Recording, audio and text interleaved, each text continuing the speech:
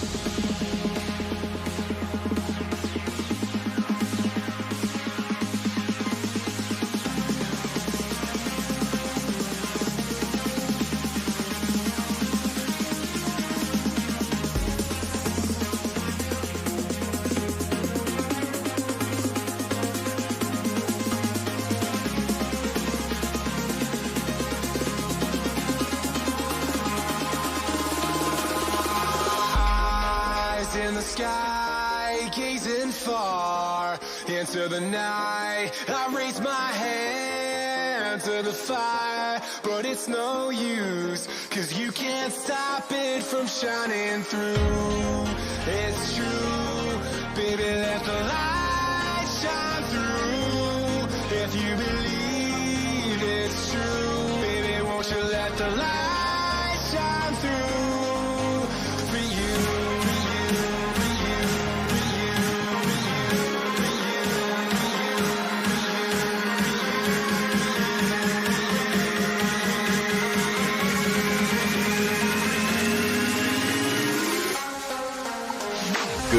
afternoon, everybody. Welcome back to Bronze to Plat Live. I am your color caster Fury.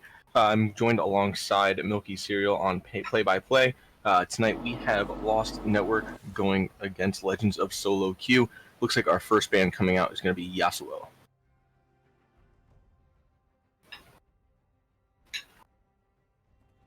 Okay, so looks like our second band coming out would be Sejuani.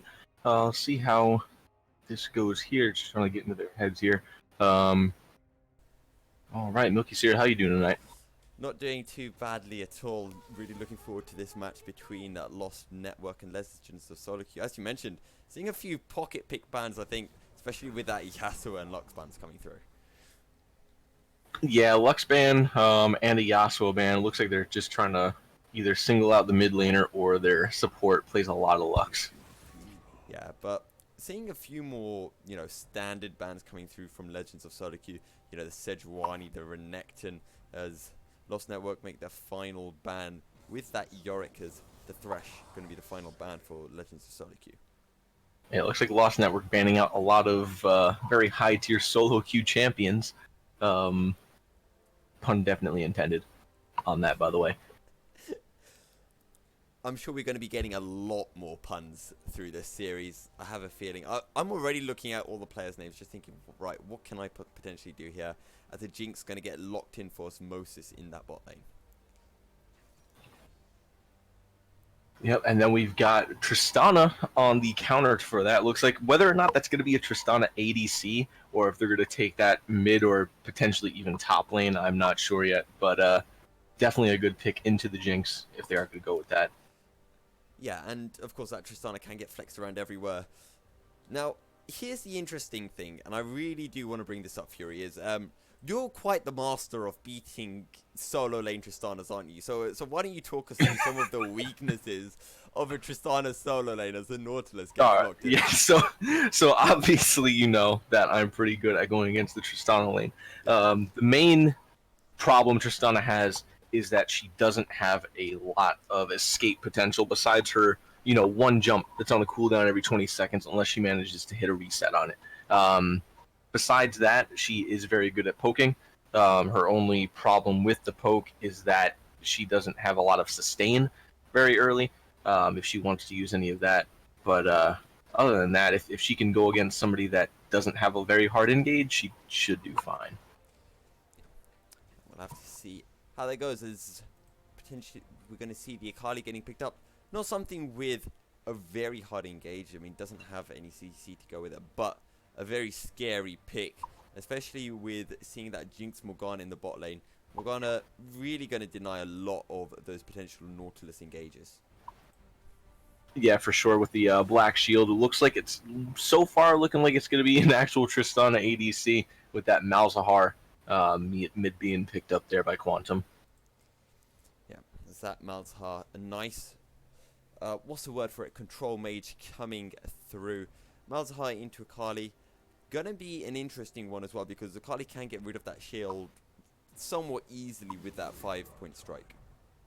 And the Skarner ban coming up by SoloQ. Looks like I don't know if Skarner could easily be picked up in this kind of matchup. I mean, I'm not, obviously this isn't your high tier LCS stuff, so you're not going to be seeing the best of team comps being thrown around. But Skarner into that team, not the best that I would have gone for on a ban there. We'll have to see. Maybe Little Oak has just played like 90% of his solo queue games on that Skarn, and it's one of those interesting things, or at least when I used to talk to my team coach, and I mean we're a gold team, so we'd always kind of think, do we want to ban out meta picks, or do we want to ban out comfort picks? And it was always kind of an interesting dynamic there. Yeah, and if Oak has played those 90% of his games as Skarner, let's hope he's not rusty on any of his other champions that he plays on, as we see the Mordekaiser getting banned out there. I believe Lost Network loses a ban because they have an E-sub. Yes. I think that may have been lose 2 bans, I guess. That might have been why. We just saw 2 of them there. I thought it was only 1, but it looks like it was 2 bans due to that. I thought it was 1 as well, but maybe they just weren't too sure, so decided not to make a second ban. As it looks like now we might be seeing confirmation of whether the Tristana will be in the top lane or in the ADC role, as we'll have to see what the only one will pick for his team. As it's going to be a Vladimir coming through. Yep, that's going to be the Vladimir top, and I can assure you, whoever's going against the Vladimir is just going to have the best, most fun of times up there. Playing into Vladimir, just super fun matchup, definitely, for sure, not sarcasm. Yeah, as it looks like Ridley Prime will be getting the Irelia. He is being hovered, could get switched around. However, though, with the... Okay, no, Sion, potentially... Sion, how is that into Vladimir, then? That pick in general with that team is going to be great, especially in the late game late game team fights. Morgana putting a black shield on a Sion while he just runs in to the middle of the enemy team is just really great to have, as we might be seeing a Nunu, a Mumu instead. A lot of AP on that team now. But Sion into Vladimir is decent because he has plenty of sustain as long as he goes Grasp with the Undying, which most Sions do. Definitely going to be more of a farm lane, for sure. So Volibear potentially going to be picked up for Legends of SoloQ. And with that Mumu and Sion, I'm seeing a lot of hard CC for Lost Network. For sure. You got the Sion AoE knock-up off of his ult, the Amumu ult, Morgana's ult, all AoE. Anybody within their range, and can easily lock down that whole team. Yeah, and speaking of this jungle, Amumu, not something I myself see a lot. Amumu versus Volibear, talk us through, where both these junglers will be investing their team resources. So Amumu should be able to do pretty early clears very well as Volibear. You're probably going to see more ganks out of the Amumu in the early game. You should anyway, as that's what Amumu does. Very easily walk in, hit someone with a Q, and get some good AoE damage down for the enemies to go off of. I don't know if they're going to swap, or is it Vladimir ADC?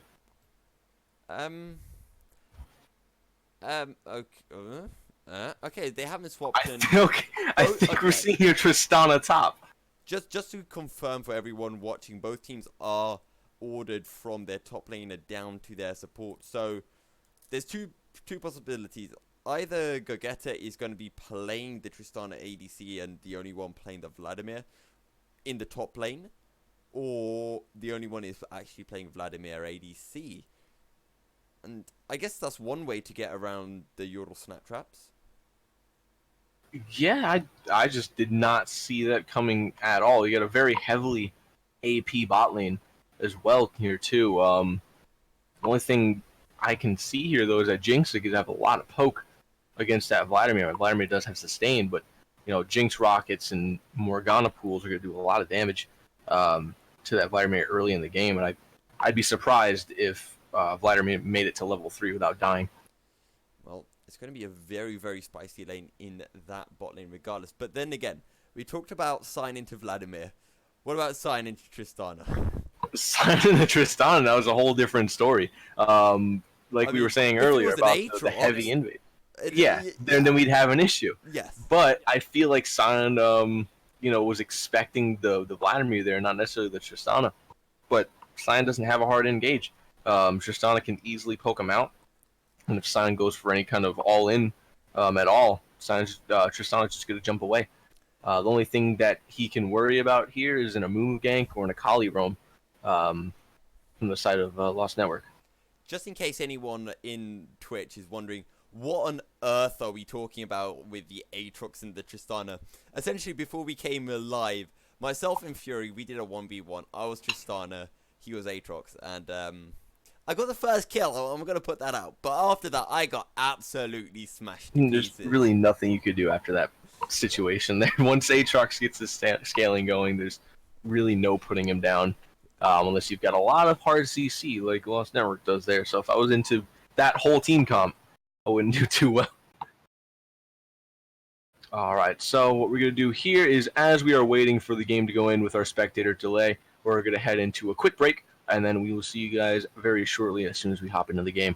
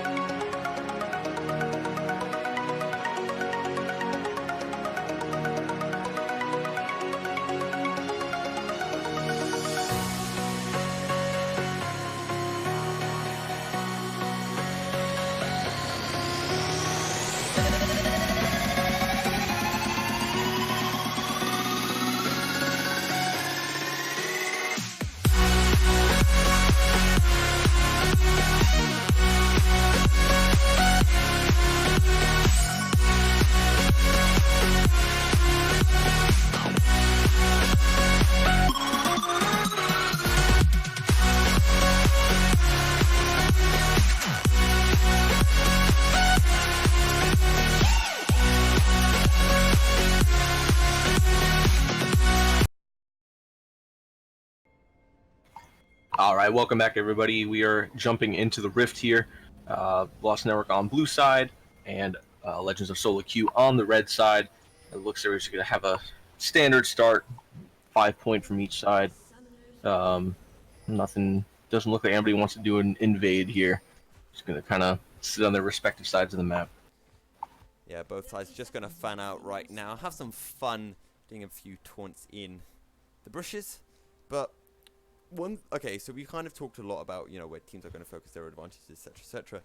But let's really go into depth for this bot lane, because this is kind of the one question mark that I'm seeing as actually Go going to actually be able to sidestep the decimating smash, and now gets a bit of return damage through.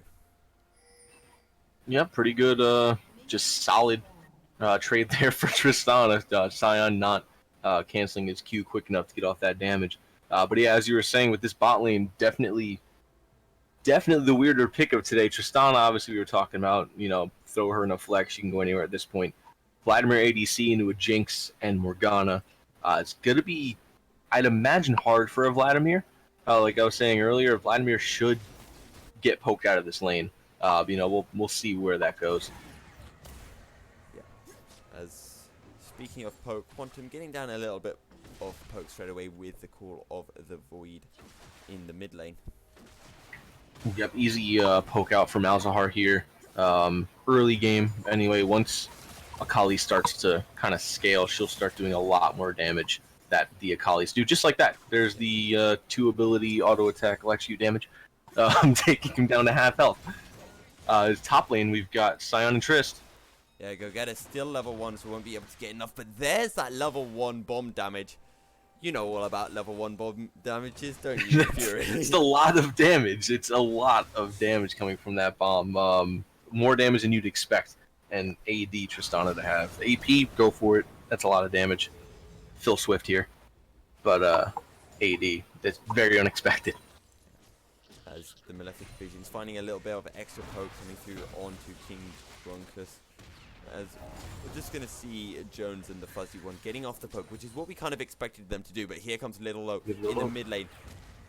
As the spell shield is up, and Little Low not going to be able to find the CC, and as a result, he takes a little bit of damage from the turret. So a little bit of a misplay there from the Lost Network jungler. Yeah, Little Oak walked in a little bit too ambitious there. Should have let Grunkus walk up and clear out Malzahar's spell shield before really going in there. Looks like Malzahar was going to start walking up with his minion wave as well. Oh, as Grunkus looking a little bit aggressive, out comes the Twilight Shroud, followed by a few 5-point strikes, and Dr. Quantum gonna have to back out now. Yeah, but that's just the damage you expect from an Akali. Akali, a very, very damage-heavy champion, being able to go with those all-ins, with those large AoE attacks, and just be able to get off that electrocute proc as well. Little Oak just gonna take a vision plant. We'll notice that the Rift Scuttle has been taken. There's not too much happening, as in the mid lane, King Grunkus looking to find a little bit of damage. Gets hit by Call of the Void. I don't think he can do anything here. The Malefic Visions are proccing, and the Void Swarm looking to find some damage, as the best thing in the world, called the League Director Cam, decides to pan away at the most important moment. But it was very close. King Grunkus just about surviving there. And then I want to take a look at the bot lane here. Vladimir behind in CS by about 9 because of that wave that Jinx pushed under tower. Vladimir's not very good at being able to CS under wave without having, any kind of real attack speed. Has to worry mainly on his auto attacks that are very slow, and his Q and his E for the AoE. For any kind of damage. You're going to find damage. The CC comes through. Go get a force to flash away. Flash forward from Ridley Prime. Can he find the damage? Yes, he can. First blood going over to Lost Network. Very solid first blood for Sion there. Just Tristana with a misplay. Definitely want to keep that jump up, but it looks like she tried to use it in order to get off the bomb reset. And mid lane. A fair bit of damage with a 5-point strike. Grunkus takes the turret shot, but will back off. Not going to take too much damage, but Quantum now is going to have to be a little bit careful. Yeah, and a level down and 6 CS behind, obviously now a level even. I'm still managing to get decent trades on with that Malzahar. As R7 looking for that potential red time, but it's going to be so difficult, especially against Morgana, who has that black shield available to her. Oh, as we're going to see Akihiko turning up in the mid lane, but going to have to be careful because Lil Loke is here as well and could potentially turn a fight around us in this 2v2. Oh, actually, in comes the rocket jump. Full gets hit straight away by the CC. Really Prime gonna get taken down. Can Go Getter actually secure the kill? Yes, he can. As the rocket jump away, Go Getter, I don't know if he's going to be able to survive. Yes, he can. He's got the turret to save him. And really can't get that trade back kill, so he's going to opt in for a little bit of CS. As Lil Loke going to be able to find the CC with a bandage toss. However, Akihiko going to back off now. Yeah, Moo definitely wants to back out of there, knowing that Tristana's still topside, with nobody to roam up and help him out there unless Akali moves up. Has a little bit of a lane priority here. Could do some damage here as he goes in. Tosses. King Rockers with a flash forward, followed by the perfect execution. Goes back in, can he find the damage? Yes, he can. Nethergrass comes straight through under turret. King Rockers nowhere to go, gets taken down by Dr. Quantum. Yeah, very hard all in there. By Grunk is very good. They did trade a 1-for-1, but I would definitely say worth it on his part of it, of getting Akali to snowball ahead. Huge for the side of Lost Network. Yeah, and that's something that I always keep on hearing, you know. Akalis, they always have a rough time in the laning phase, but as soon as they can get a kill on them, they become so much bigger. And despite Grunkus falling, he did get that kill and now has the Vampiric Scepter. Yeah, and it does just get to a point where Akali's will snowball out of control to a point where they're basically unstoppable. And whether or not we're going to see that, or whether or not SoloQ is going to send up Volibear to try and get those ganks off to try to shut her down early, we'll have to see. Yeah. As in the top lane, Ridley Prime and Go Getter just still farming up once again. However, seeing a little bit of a CS lead emerging for Little Oak in the jungle, as the first Drake is a Mountain Drake and it is on the Rift, and Little Oak might be going for that. Go Getter just going to get down a little bit of damage with the explosive bomb. Yeah, and speaking of CS leads, Jinx no longer has one. Vladimir is right there with him on the CS, but we may see a tower dive here. Oh, it's actually in the top lane. Ridley Prime going to find a little bit of damage, but he's going to get taken back down as the ultimate comes through. Rocket jump away as in the bot lane. Little Oak looking for a potential re-engage as R7 did fall. And it was Little Oak who was able to pick up the kill. Yep, two big fights happening at the same time. And it looks like now Lost Network is going to go for their first Mountain Dragon. It's been a very even game so far. There is a 1k goal separating both teams, but 3 kills to 3, and it looks like Lost Network just going to be able to extend their goal lead by a little bit as they secure the first Drake of the game. Yeah, and now for Botlane. Botlane really should have capitalized on the early lead that they had against the Vladimir. Because now that Vladimir's level 6, he's just going to be able to throw down an ult if he has to get his health back up and be able to sustain in the lane. Really expected Jinx and Morgana to punish that squishy Vladimir early. TP in from Go Getter, but Akihiko is here as well. We'll get the flip on the Volibear. Ridley, what are you going to be able to do? Lands a decimating smash. Rocket jump in. Go Getter securing the kill. Yep, and that's just an easy pick off for them. Really just wrong place, wrong time there. And another grasp in the mid lane. And King Grunk is going to get taken down. The power of that flash ultimate from Malta. Maybe Grunkus needs to invest in an early QSS. Yeah, Quantum just said, hey, I don't need anybody to gank me. I can take out this Akali by myself. Very good damage being thrown down there with the Malefic Visions, and then the Nether Grasp. Good stuff for Quantum, who's now sitting 2-0. Has a nice 10 CS lead over King Grunkus. And you know, we know that Akalis can hyper carry or can carry games really hard, but Malzahars, especially Fed Malzahars, are no laughing stock. Yeah, definitely not. But at the same time, you know, Akali can take out multiple targets. Malzahar really has to use all of his abilities on one single person, and any kind of CC is just going to knock him out of his ult. Oh, as the engage for depth charge will come through. Jones, where are you going? Getting taken down, taking so much damage from the only one. As he only one secures a double kill. Only one, make that two. That was a lot of damage that was coming down that I was talking about with Vladimir's ult there. Very, very good initiate from AR7 to go in there with the Q, pull in the Jinx, and lock him down for that easy double kill. Yeah, and as soon as only one and AR7 hit that level 6, they went in, they found the damage, and there's practically nothing that Osmosis and Fuzzy One could do, even with that black shield. Yeah, now it's going to be hard for Jinx and Morg to be able to sustain in this lane. Vladimir is going to have their Hex Tech now. Jinx is still just sitting on a BF sword and a pickaxe for their damage. And now wouldn't be able to see Vlad come back on his CS here. He's 10 CS down, but with 2 kills, it's not going to matter at this point. Indeed, it won't. As Gogeta looking to find some damage with the explosive charge. Decimating Smash won't be able to quite find its mark. As in the mid lane, we're just going to see Grunkers is a little bit lower. It's actually in the top lane. In comes the unstoppable onslaught. Ridley Prime, what can he do? Good flash away to dodge the bandage toss, and he'll rocket jump to safety. Well played from Gogeta. Yeah, very, very solid flash there to get away from that Amumu Q. Oh, but mid lane looks like Grunkus went ahead and took out Quantum there. Yeah, he finds the revenge solo kill in the mid laners. Decimating Smash, not quite going to be able to land onto Gogeta, but who's now trying to turn this around with the explosive charge. He does have to be careful because Little Oak is not too far away. Yep, and it looks like Akihiko's going to go in for the bot lane here with the flash. Yeah, Akihiko flashing forward. The Ignites come through the body block from Fuzzy One, but it's not enough. 2 kills going over onto Legends of SoloQ.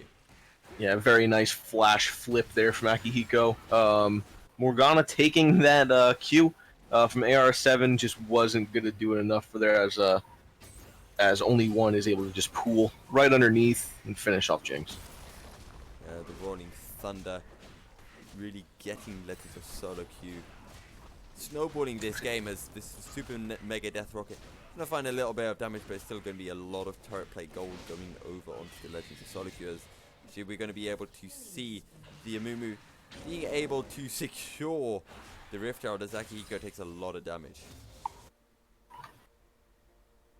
Yep, it looks like Gogeta actually managed to kill Ridley Prime again, and just as Ridley was going to go for the trade kill, used that Bilgewater Cutlass to slow him down and get away. As actually we saw King Grunkus taking a lot of damage in the mid lane. I believe the Nethergrass was used by Quantum and bot lane reinitiate. Yep, we're going to see the reinitiation in the bot lane. Dredge line finding its mark once again. Where are you going, Jones? Back to you, his turret, it seems, as it looks like Legends of SoloQ won't be able to find the kill this time around. Yeah, not going to get the kills, but definitely going to push up that bot lane very quickly. Rocket jump in the top lane as the ultimate from Little Loke will come through. Gogeta just about being able to survive. Needs to try to hit that eye. The turret plate's going to fall in about 10 minutes, in about 15 seconds. And it looks like Fuzzy One just got a shutdown on only one. Missed that there as I was looking top. A lot of the kills coming through. We're only 14 minutes into this game, but we have 15 kills. As in comes the unstoppable onslaught. Gogeta gonna miss his mark, and then rocket jumps to safety. Can he survive? Sidesteps the decimating smash. How much damage can he find here? He's doing a lot, kiting for all his life's worth. He has a rocket jump surely back, but he doesn't have the mana to use it. Can he actually escape? No flash available. He's outrunning the side. No, he can't quite do it. Oh no! Really Just got him. Oh man, one more tick of that Scion passive and he would have been out. Didn't have the Bilgewater Cutlass, but that was just absolutely beautifully played by Gogeta there, kiting under that tower. Just a massive unit of Scion trying to face tank every single turret shot that he can. You know, as they say in Zombieland, the rule number 1 when fighting against zombie science is cardio. And I think Gogeta needs a little bit more of that. He had cardio and couldn't quite finish him with the double tap there. Oh, yes. That's another rule of Zombieland. Great stuff. He should have, what is it called? He should have limbered up before going in. And there you go. Yeah, got Limbered up as actually Nethergrass going to come through in the mid lane. The Voidlings find damage. Oh my god, King Bronkus with the outplay. Absolutely incredible stuff. That was what I just watched was obscene. Akali being one tick away, one more Voidling hit to a quarter of his health back, and Quantum is now gone from my screen. Yeah, and just in case anyone wanted to know how much healing one gets from a Hex, from the Hex deck Gunblade, we saw it right there as we're going to see the Infernal Drake getting picked up for Lost Network, who have regained a goal lead as Little Loke now getting caught out by Akihiko. What can he do in this 1v1 against Volibear? Absolutely nothing at all. Akihiko will be able to find the kill. Yeah, it was a trade, but definitely a fair trade. A Fire Drake for a kill. Akihiko did spend a lot of time in that bot lane brush. Probably could have found their way up to that dragon. Moon souling a dragon right now. It takes a while. First turret actually just got picked up in the mid lane. King Bronkus letting the minions do the work as Ridley Prime forced to sit under turret against this Tristana. Yeah, and right now we just have Gogeta just doing a lot of damage to Prime underneath tower. Akihiko, you're sitting on a ward. You can't get off a sneaky little gank through the lane like that, as Jones and Fuzzy One will just back right off. Yeah, and now that we know, well, you would hope that Lost Network could do something here, seeing as Akihiko's been spending a majority of the time here just sitting in bot lane brushes. First that river brush and now the lane brush. At this point, you'd figure Legends of SoloQ would know that Volibear's been spotted. Yeah. As we're just going to see Akihiko backing off. He stayed for quite a while as Call of the Void. Yeah, it looks like Amumu's going to go for this counter gank here. Akihiko's going to back as Amumu's just now walking in. Here we go. He does have Curse of the Sad Mummy available. Flash not quite up yet, but if he can land the bandage shots, it's going to be a lot of damage coming through. I'm guessing the primary target is going to be R7 just because the Sanguine Pool available. However, speaking of gank, King Grunk is in the top lane. A lot of damage coming through. Unstoppable Onslaught going to find the damage. And Rocket Jump not going to be able to do enough as King Grunk is on to a killing spree. Yeah, very, very good still played by Gogeta there. Still almost managed to pick up a kill and do a trade there. As Akihiko's looking to make their way towards the top, and Ridley has no ult to get out of there. Ridley does not have that ult available. Akihiko, unlike Gogeta, he has limit up. He has the mana to do the job, and he'll be able to escape pretty easily. In fact, I don't even think he cares about Ridley slapping him. He just slaps him straight back. Yep, and you're just gonna get that double tap there. There it is. Double tap will come through as Grunkus and Little Oak making the way bot. 4-man gang potentially coming in the bot lane, and I just think Lost Network going to wait for this wave to come in, and that's going to be a lot of instant CC coming through from Little Oak, and the perfect execution is available. AR7 taking a lot of damage. In we go. Bandage toss comes in. Curse of the Sad Mummy. Yu's not going to be able to find the CC onto only one who burns stopwatch. Little Oak tanking for now. King Grunkus, can he find the damage? Yes, he can. Double kill coming through. However, the Nethergrass finding the kill onto Fuzzy One. What can they do? Osmosis Jones gets taken down. And Little Oak looking to find some damage from the back. This is going to be a triple kill going over to Gogeta, who turns up with a fantastic TP. Wow, just that was beautifully outplayed there, trading a 3 for 2 there in the end after those TPs. Just Gogeta being able to put down a lot of damage with that Tristana, getting those rocket jumps off of. Here we go. Akihiko wants a little bit more. Call of the Void will come through. They can't quite find the flip with a Rolling Thunder, as Unstoppable Onslaught going to be able to get really prime to safety. Yeah, really Prime being able to ult just before that silence came through from Malzahar. Being able to get away there. It's currently 10 kills versus 16 in favor of Legends of SoloQ, who have a 1k gold advantage, but they are 2 Drakes behind, and those Drakes will be scaling into that late game.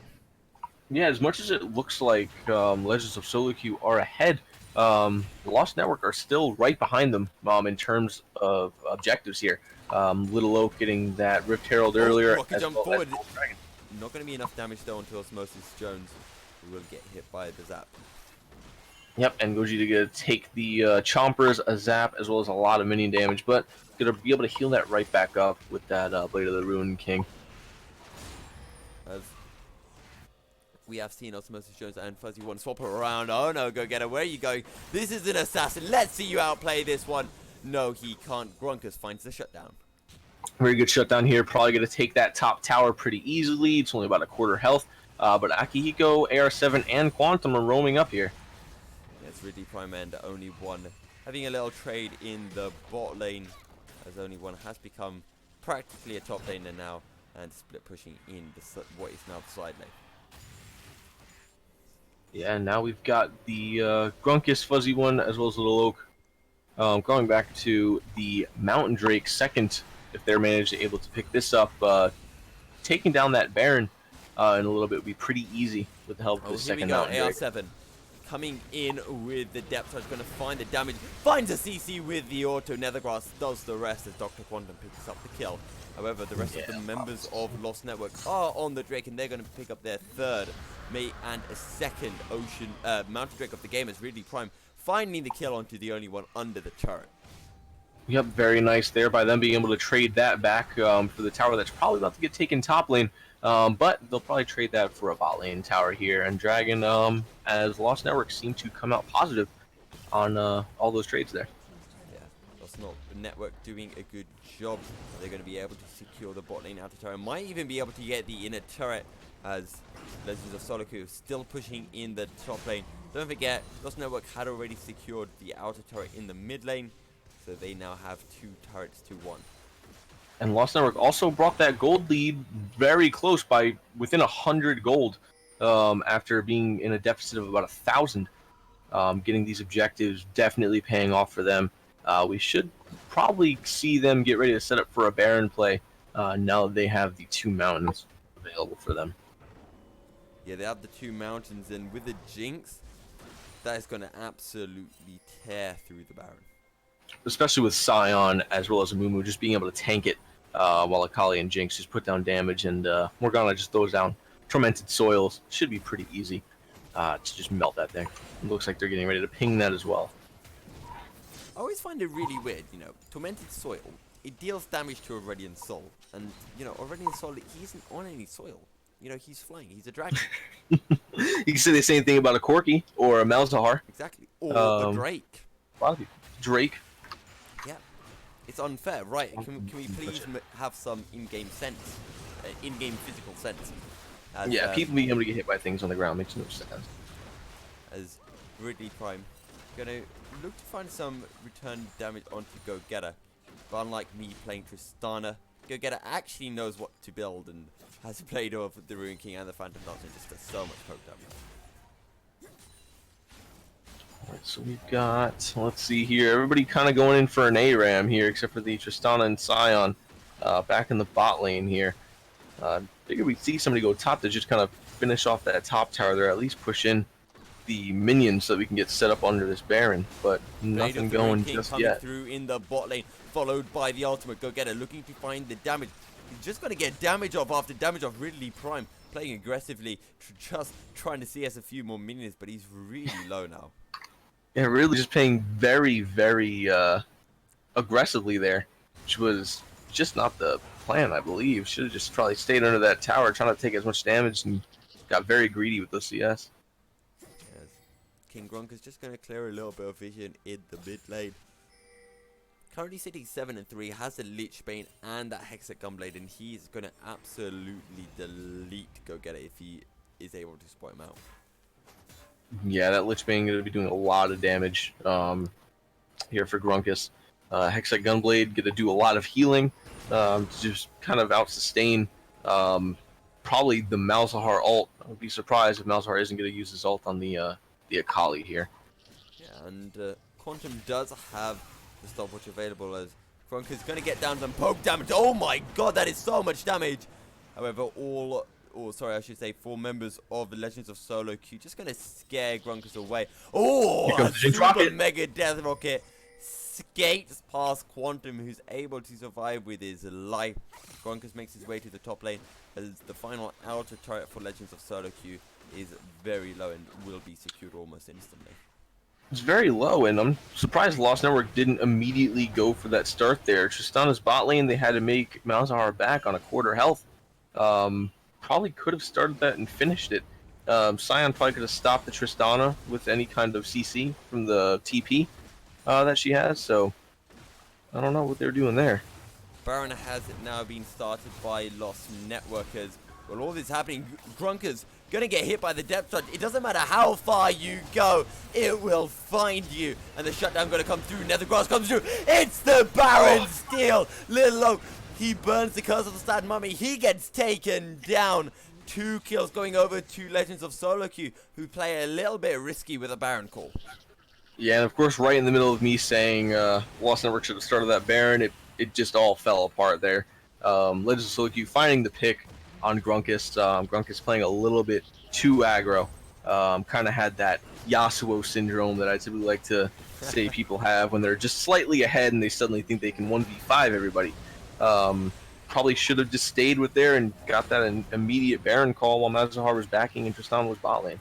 Yeah, and going back to what you're saying, always better to have an inking Yasuo in your solo queue game, because then when you get to late game, they'll probably actually do stuff. Unlike the fed Yasuo, absolutely. He'll just int his stuff off. But finally, Legends of SoloQ going to be able to get a Drake, and it was a potential third Mountain Drake for Lost Network. But this Mountain Drake going to be very, very useful on a Baron buff Legends of SoloQ team. Yeah, especially now that you're 5k gold ahead on what was a very even playing field. Legends of SoloQ going to be able to just scale off that Baron very, very easily. Oh, Grunker's going to go in. The red buff did get picked up by Go-Getter. Grunkers wants to steal the Ignite ticking down. It is enough. Grunkers will take the kill, and he'll take the red buff. Thank you very much. And that's going to be one less person with Baron now. Very good on Grunkus' part to be able to get that off of the Tristana, who is that main source of, that DPS damage. Yes. Akihiko as well, doing a decent job for 1 and 5 on this Volibear, but he's going for more of a tank build with that Cinder Hulk and Spirit Visage, and potentially going to see the Sterak's Gauge coming through as well. Yeah, and Legends of SoloQ just going to, even with Baron, just going to keep everybody mid lane. Not going to send the Volibear or Vladimir off to a side lane, except for now we're seeing Volibear head top lane. In this kind of situation, you'd expect a 1-3-1 with a Baron and kind of setup that they have going on.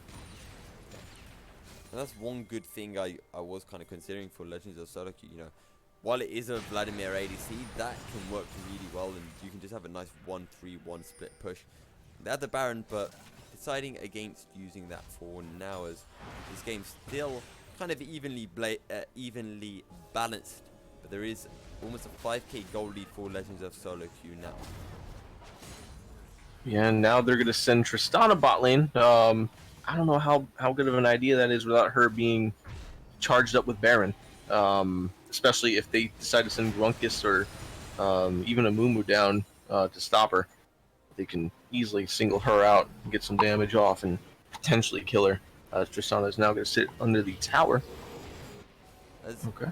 It seems like we're in a game of big drakes, because our 5th Drake of the game is going to be the 2nd Infernal Drake of the game, and it could be 2 Infernal Drakes going over to Lost Network. And when you look at that Jinx and that Akali, that's a very scary thought indeed. It'd be very good to have 2 Mountains and 2 Infernals, but it looks like Legends of SoloQ already pinging that Infernal Drake, knowing that they need that with their Mountain Drake to do a lot of damage to be able to shut this game out. Yeah, they have the gold advantage right now, but there's a slight Drake advantage in favor of the Lost Network. One thing we haven't really talked about is, early game versus late game, because do Lost Network have the late game advantage here with the likes of a Jinx and an Akali? I can't say they do. With the team that Legends of SoloQ have, I feel like they have a better scaling champion pool. They've got Nautilus, who definitely outscales a Morgana, just gets bigger and badder every minute. Vladimir especially, he's just going to get bigger, do a lot of damage. He's going to be able to eventually one-shot Speaking of the Grunkus. Morgana, Dark Binding going to land. In comes Little Luck with the damage from the bandage shot. They're going to find the CC. In goes a Shuriken flip as King Grunkus finds a kill onto AR. The flash forward with the Curse of the Sad Mummy. Dr. Corner, what are you doing? He gets collapsed on, as it's going to be the shutdown gold going over onto King Grunkus, as the Unstoppable Onslaught will bring Ridley into fray, but there aren't any more kills to be taken, and there aren't any objectives on the map either. Lost Network gonna take 2 kills. Gonna use a lot of their resources though. We saw a couple flashes going in. Every ult was used in that team fight. Nautilus was picked off, but again, like I was saying, he's big, so it took him a while to die. They did have to use everything they had against him. So we're going to see Gronka split pushing in the top lane. It's Lost Network going for a 1-4 split push, but as AR7 and Dr. Quantum will be respawning in a second, they're just going to back off now because the next Baron is going to be up in just under a minute, as is that Infernal Drake. Yep, that 1 minute here is going to be a huge deal. Going to see whether or not someone's going to try to trade a Baron for the Infernal Drake, or if they're just going to go for a team fight and try to take them both at the same time here. And looks like Sion's getting ready to go prep that Baron. Yeah, actually, Dr. Quantum has finished that Leandri's Torment, which I feel is going to be a fairly big item. And speaking of third items, King Grunker's with the Void Staff as well. Just going to be able to burn through even more members of Legends of SoloQ. Yeah, this should be really good for the side of Lost Network. Just being able to start scaling now off of their items. This is definitely the area within the next 10 minutes that they want to try to end this game. They really have to get this Baron and end the game off. Is going in. Can he find the damage onto Go Getter? He gets hit by the dredge line, looking to still find the damage. Gets taken down. Ignite is ticking. Go Getter will get taken down. It's going to be a 1-for-1 trade as Akihiko this time can't quite find the steal. Looking to find the damage though onto the Amumu Nethergrass. Gonna come through. Lands onto Fuzzy One. He has nowhere to go. Will burn the stopwatch to buy a little bit of time. And there's going to be a 2-for-1 trade overall in favor of Legends of SoloQ, but they do lose a Baron. They're going to lose the Baron, but they are in perfect position to go pick up that Infernal Drake, which is definitely going to help them snowball into ending this game. I feel like if they get this Infernal Drake, they should immediately go for a very big team fight, just because they're going to have the advantage in it now with the team that they have being so big, having everybody with 3 Lost items Network, at yeah, least. They want to contest. There's only one. Might actually be able to find something onto Little Oak, who's trying to run, looking for an angle into the pit. He's going to decide to use the bandage shot onto only one. Super Mega Death Rocket not going to be able to find anything. Can Little Oak actually find the damage here? Zap not quite in range. Only one finds the damage. Little Oak will be able to survive. No kills, but as we were talking about, Legends of SoloQ, you're going to be able to pick up the Infernal Drake. Yeah, and that's just the damage I was talking about from Vladimir. Mumu's a big tanky champion, so it's going to be a little bit hard to kill him. But imagine if that was a Kali or a Jinx. They would have just been over right away. As Legends of SoloQ, they even things up in terms of the Infernal Drakes. And while Mountain Drakes are useful, it doesn't really affect anything in terms of combat like an Ocean or a Cloud Drake could. As the gold's still fairly even, just under 3k gold separating both teams. Something I want to bring up here is the kind of itemization from Lost Network, because they're stacking a lot of armor here to deal with Go Getter, but it doesn't quite deal with Akihiko, Dr. Quantum, or the only one. Yeah, they're doing a lot of armor here, which, I guess makes sense for the Scion to pick up a Thornmail against the Tristana. Same with the Amumu, but stacking up armor is not what you want to do against this team. You're looking out for... Gonna come through onto King Grunker. The Black Shield dropped all straight away. Curses Facade Mummy finds the CC onto Akihiko. Akihiko gonna get taken down, but not until after he finds the kill onto Lil Loke. That's a lot of damage. Only one gets taken down. In comes the perfect execution. King Grunker finds 2. He's looking for a 3rd as the rocket's gonna come flying in from Osmosis Jones, sorry, as overall he's going to be 4 kills for 3. Lost Network coming out on top, and they've got the Baron minions pushing in this mid lane. Yeah, very good team fight there from Lost Network. Looks like they just kind of caught him off guard, Legends of SoloQ. I don't think they really expected all of that to transpire right in front of their, or I should say right outside of their base. But now they definitely need to play this safe. And just farm up and get ready to scale into the between 35 and 40 minute mark when they really hit their primes here. Something I want to bring up is Dr. Quantum, because he's currently sitting, let me just double check this right now. He's sitting at 45% cooldown reduction, and what does that mean? It's a 44-second cooldown on that Nethergrass, which is just so big for these fights, right? Mm-hmm. Yeah, and almost a full build as well. He's got a Doran's ring that he's still sitting on. That he's waiting for some gold to get full build. That is going to be scary. Having a Malzahar, who obviously has a spell shield, and a Nether Grasp up every 40 or so seconds.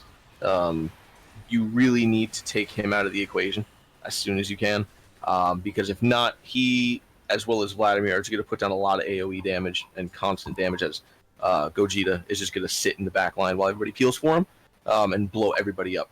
And now that the Baron's gone from the side of the Lost Network, this is really a big time for SoloQ to get back into this and win a team fight. Yeah, and also quite good to see Lost Network. You know, we talked about those Thornmails. There's a lot of grievous wounds coming through, which is so useful against this Tristana, Volibear, and Vladimir.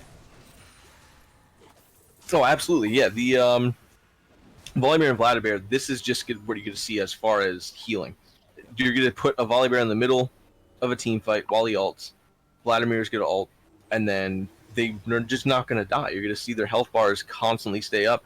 You need the grievous wounds. You're going to need something as far as like a... let me see. Do they have anything? You got a Void Staff, but you need a... oh man, I'm drawing a blank on that item now. Merlinomicon. Merlinomicon, that's it. We need one of those, and then Jinx getting that Executioner's Calling. Definitely going to need to finish that Mortal Reminder here soon. Yeah. As I'm actually quite surprised that Gronkus went for the Void Staff before the Morella. He's building towards it now with that Oblivion Orb, so maybe we'll sell the Void Staff later and go for a Rabadon's potentially. But yeah, interesting game so far. The gold is practically dead even as we're going to see Lost Network pushing through in that mid lane. But yeah, just going to get some good poke out here. SoloQ just going to do their best to wave clear as Grunkus heads up atop of Quantum. Yeah. That mid lane inhibitor is still standing, which gives Legends of SoloQ, I feel, enough pressure to contest for this Elder Drake, which is coming up in 20 seconds. If they can just kind of try to finish off that inhib, just kind of send everybody in real quick and let... Oh, Nethercroft's got to come through. The Boilings finds the shutdown. This is now a 5v4 in favor of Legend SoloQ.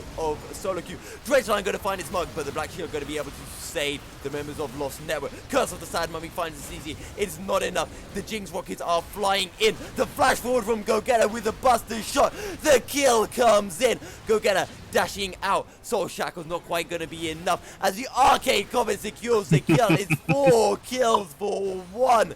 Dr. Quantum is unstoppable. Baron is up on the rift. And Go Getter going to go for this Elder Drake. Going to be able to solo it as well. Yep, he's going to solo that while everybody else takes the Baron. Easy 5-for-1 ace for the part of Legends of SoloQ. Just as I was talking about it too, they needed to get that quick pick. Finish everybody off. It was just such an easy fight for them to take there. Really nothing Lost Network could have done on their end after losing the Akali so quickly.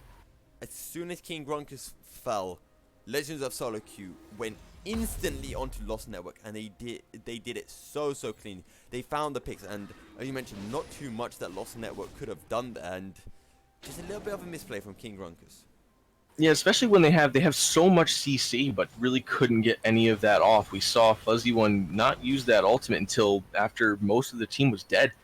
Something you want to use in the middle of a fight so that your Jinx can just use rockets and blow everybody up. But using that ult so late, not even be able to use the Soul Shackles on anybody, and still managing to die to the Arcane Comet.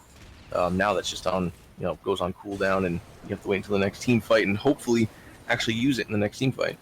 One of the kind of saddest things I'm seeing here from Lost Network is you're playing into a Malzahar, and there isn't a single QSS on the side of Lost Network. Yeah, that's just a mistake. You need to have that very early. Jinx should have had that a while ago. Picking something like that up. Just when you're so far behind.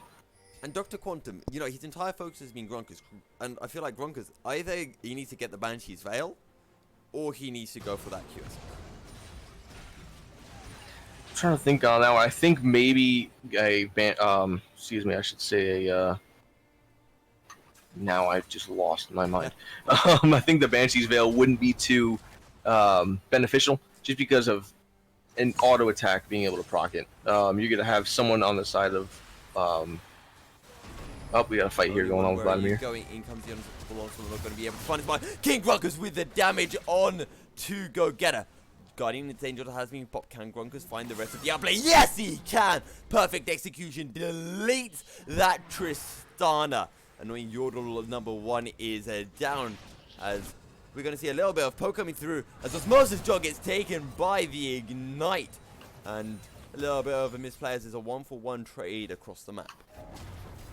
Yeah, I was actually a 1 for 2, we should say, because we lost Tristana and we lost the Vladimir as well. So Grunk is being able to pick up 1 while Vladimir was taking on a 1v2 in the bot lane. Jinx using the rocket as soon as he pools. So really couldn't get that damage off that early to try to stop him before he finishes him off.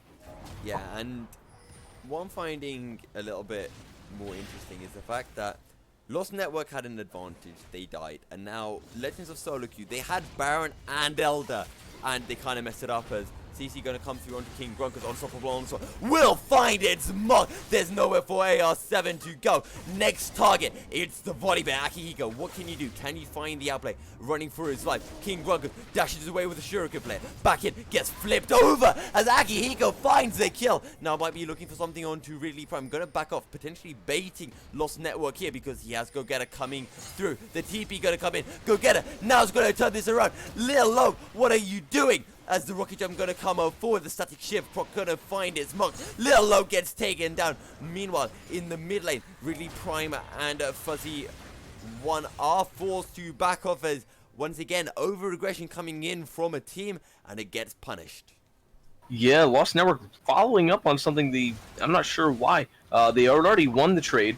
They finished off the Nautilus. They got the 1. That's it. Just take that, take your win, and back up. Volibear is the most anti-assassin person on that team. Decimating Smash going to be able to find the knock-up. Akihiko taking a little bit of turret damage. Not quite going to be enough. Meanwhile, look at the bot lane. Go Getter just split pushing. He might even be potentially looking for a flash. Rocket jump forward. The damage comes through. Fuzzy 1 can't do anything. Doesn't have the stopwatch available. Next target is Osmosis John. He gets hit by the turret. Osmosis John finds the kill. Meanwhile, Ridley Prime getting taken down as he was zoning the rest of the members of Legends of SoloQ. Yep, and Tristana jumping into that tower, I'm not sure, just to try to finish off the Jinx, or because they knew that the Akali was coming up and didn't want to give the gold to the Akali. But regardless, very good splitting by the Tristana there to get the inhib, as well as some damage onto the Nexus turrets. But yeah, like I was saying there, Lost Network originally had that fight won, and then just kept on chasing. Grunk is chasing down the Volibear of all people, someone who just eats assassins for breakfast. And then Little Oak following all the way deep into their blue side jungle, just getting taken out by the Jinx there. I should say Tristana. Something that said a lot about low elo is the fact that the games last long because teams don't know how to end. But I feel like both teams have played well defensively. So what's your kind of perspective on this? Well, now this is going on longer than I expected it to. I figured SoloQ would have ended this game at this point, being so far ahead.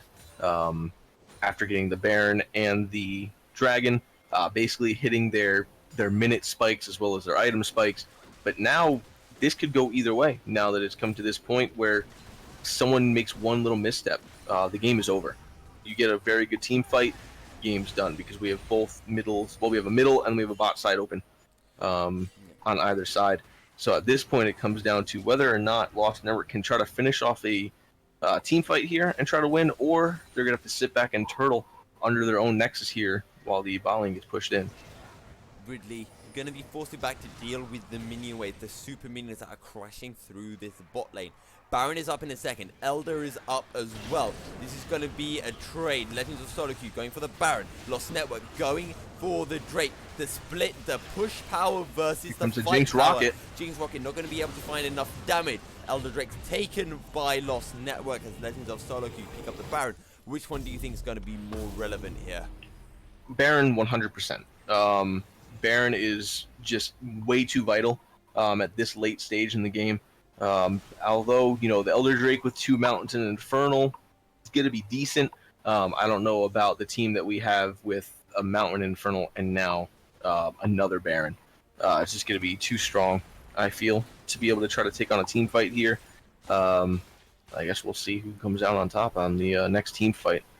Correct me if I'm wrong as well, but the progressive Barons and Elder Drakes deal more damage and do more, correct? They do. Now, if this was, a few minutes ago, where it was second Baron that was up, Elder Drake would be vastly more important. A second Elder Drake is way more important than the second Baron, but a third Baron is more important than the second Elder Drake. So at this point, your Baron is just scaling massively with the team that you have. Yep. 3 Barons in. 2 Elder Drakes in. This game is going on for a long time, showing how closely matched these 2 teams are. It is the Red Division best of 3 between Lost Network and Legends of SoloQ. Who has the advantage? We don't quite know. The flank coming in from Oliver.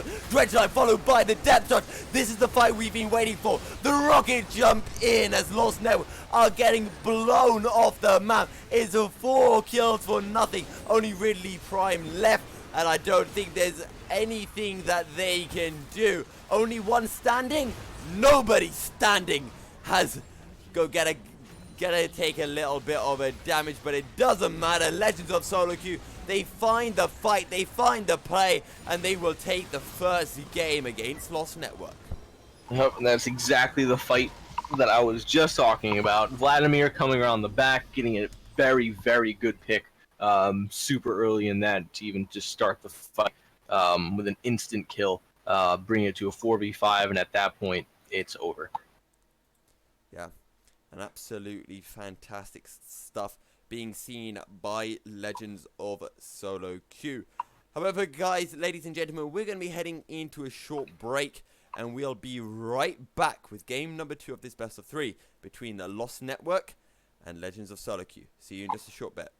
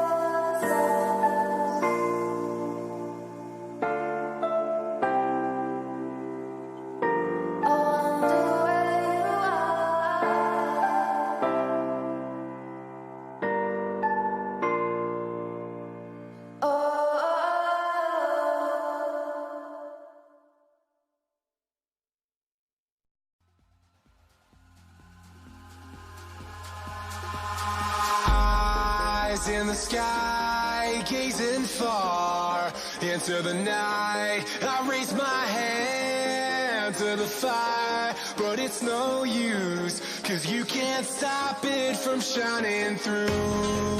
It's true, baby, let the light shine through. If you believe it's true, baby, won't you let the light shine through for you.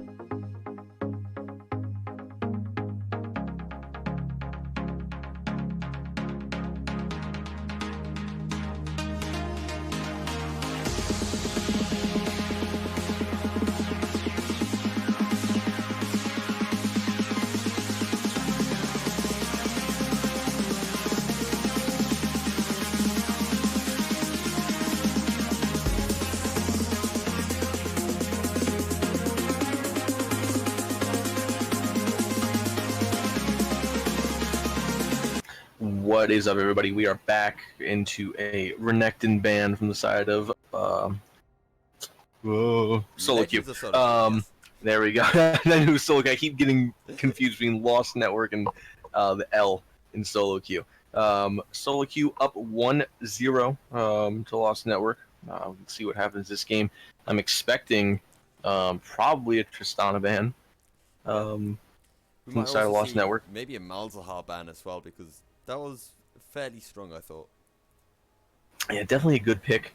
Well, so far we're seeing the same first two bans from last game. Obviously, Lost Network do miss their first ban due to having an E-sub, but are back into it now with the Yasuo ban again from last game. Yeah, and once again, Lost Network going for these kind of, focus, target bans, whereas Legends of SoloQ going for more kind of, meta bans with that Renekton the Sejuani, and I guess somewhat the Thresh is that Vladimir couldn't get banned away from the only one. There's Vladimir ban. Definitely saw that coming as well. Yeah. But let's see what the first pick is going to be for Gogeta here. There's only so many bans Lost Network can do, and something's going to slip through the cracks, as this time it looks like Dr. Quantum wants to show Grunkus how to play an Akali. Yeah, let's see how that works out. I mean, we did see what happened last game. If you don't finish off that game early as an Akali, you're gonna snowball pretty early, but into the mid to late game, you're not gonna do too well against any kind of burst champion. Yorick gets locked in. Now please lock in a Malzahar. A reverse matchup would be absolutely fantastic here. See little hope. Little Oak. Is he gonna pick his jungler? Or is he gonna pick for someone else here? Yeah, we could be seeing something, I guess, like the J4 coming through, as Ooh. it's actually going to be a Kai'Sa, so I'm actually quite interested to see what Lost Network will pair with the Kai'Sa, because so much stuff can work. Mainly that Nautilus / Braum, as I think that's a really good pickup. Maybe we'll just actually see something like a Sivir Nautilus come through, and yeah, we're going to see Legends of SoloQ probably just take the Nautilus away from Fuzzy One. Yeah, I wouldn't be surprised if we saw maybe an Ezreal pick or a Sivir pick here to go into the Kai'Sa. Which would be a very good idea. Either one of those, just to get some range off, even if you wanted to go Jhin against him, because Jhin Nautilus together is a very good combo as well. I haven't actually got confirmation, because the emergency sub for Legends of SoloQ might have been the only one, and maybe he's actually a top laner, which is why he pulled out the Vlad. So I'm just thinking with a Nautilus, maybe something like a Swain could come through, you know, a spicy bot lane duo. It'd be a lot of, be a very heavy AP team if we see that come in. Yeah, but it's definitely a possibility. As we see Nico get locked in there. Nico's a very good champion into Akali, just because of the escapes that she has. yeah. However, that Akali's gonna be going in the top lane, I'd guess, because you know the Ahri has been locked in for Quantum. Unless Lost Network tried to do something funny, putting the Yorick in the mid lane, but I kind of doubt that somewhat. Could throw the Ahri support, that Glacial Augment Ahri support. It could be a Nico support as well. It's definitely a possibility. As I have seen a Nautilus jungle as well at times. There are flex potentials, however unlikely, as the Tristana going to be banned away from Legends of SoloQ this time. Although Gonna be banned this time. I don't really see the need for it, because if the Tristana gets locked in, it'd be a Tristana ADC rather than the Tristana top lane. So I don't think it was as scary as they made it out to be. Yeah, I guess they're just gonna double ban ADC there. Yeah, gonna get rid of the Sivir. Try to put the Yuumi ban coming through. So Legends of SoloQ clearly don't think that Yumi's gonna be in the they don't think that Nika's gonna be in the support role. No, they definitely see Nico mid lane here, and Yuumi good ban. I'm personally myself not a fan of Yuumi. Leo, you don't know this, Fury, but Leo is my one-trick champion, or was until about a month ago. So. Oh, let's say she's definitely fallen off lately in the past few patches. I haven't seen many. She's getting a buff. She's getting a buff into the next patch. Oh boy. Apparently, they're taking 1 second off her Q cooldown, which means that now when you do your QE ult combo, you can stack a Q at the end of it and add it to the chain of CC. And we have a Vayne pick here. I guess it's gonna be the battle of the invisible ADCs. Yeah, you know, Vayne versus new and improved Vayne, as it was said when Kai'Sa first came out. As the J4, we kind of talked about that a little bit, and it has been locked in. But let's see what Lost Network want to answer that J4 with us. Ooh, yes! Zac. We don't see a lot of Zac in competitive play or much team play, but he's been a little bit out of the meta lately. But Little Oak reckons that he can make it work. He played the Amumu in game 1, and a champion with a similar playstyle, I feel.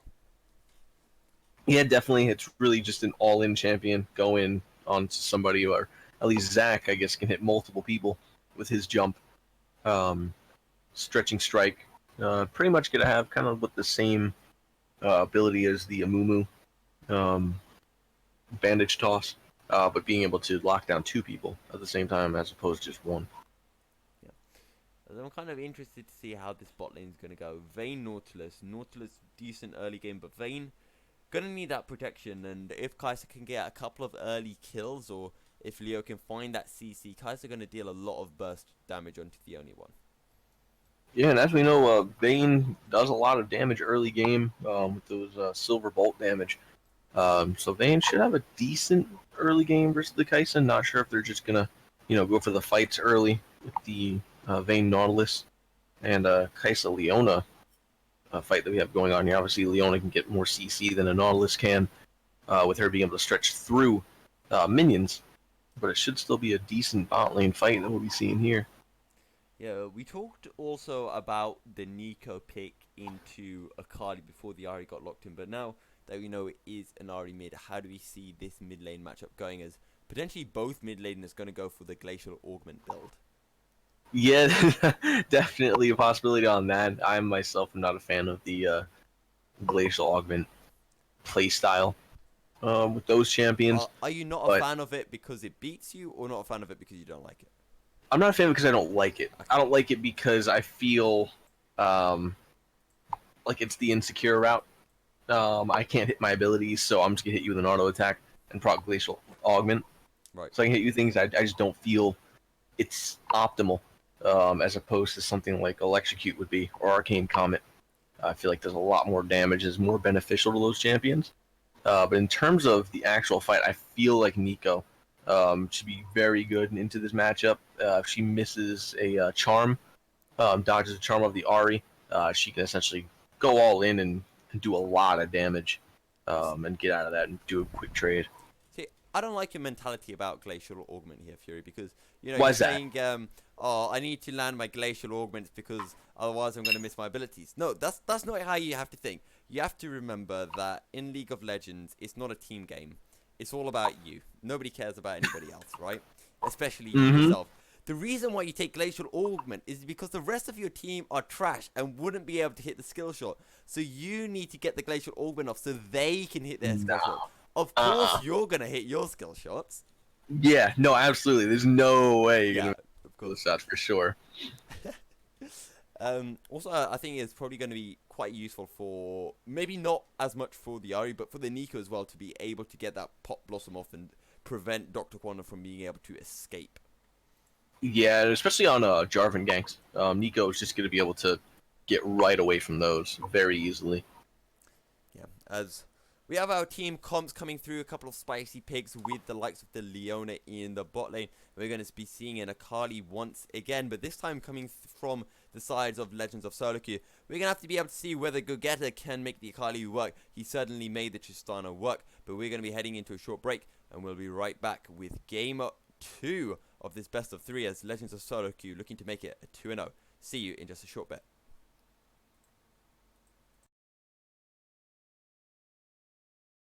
All right, cool.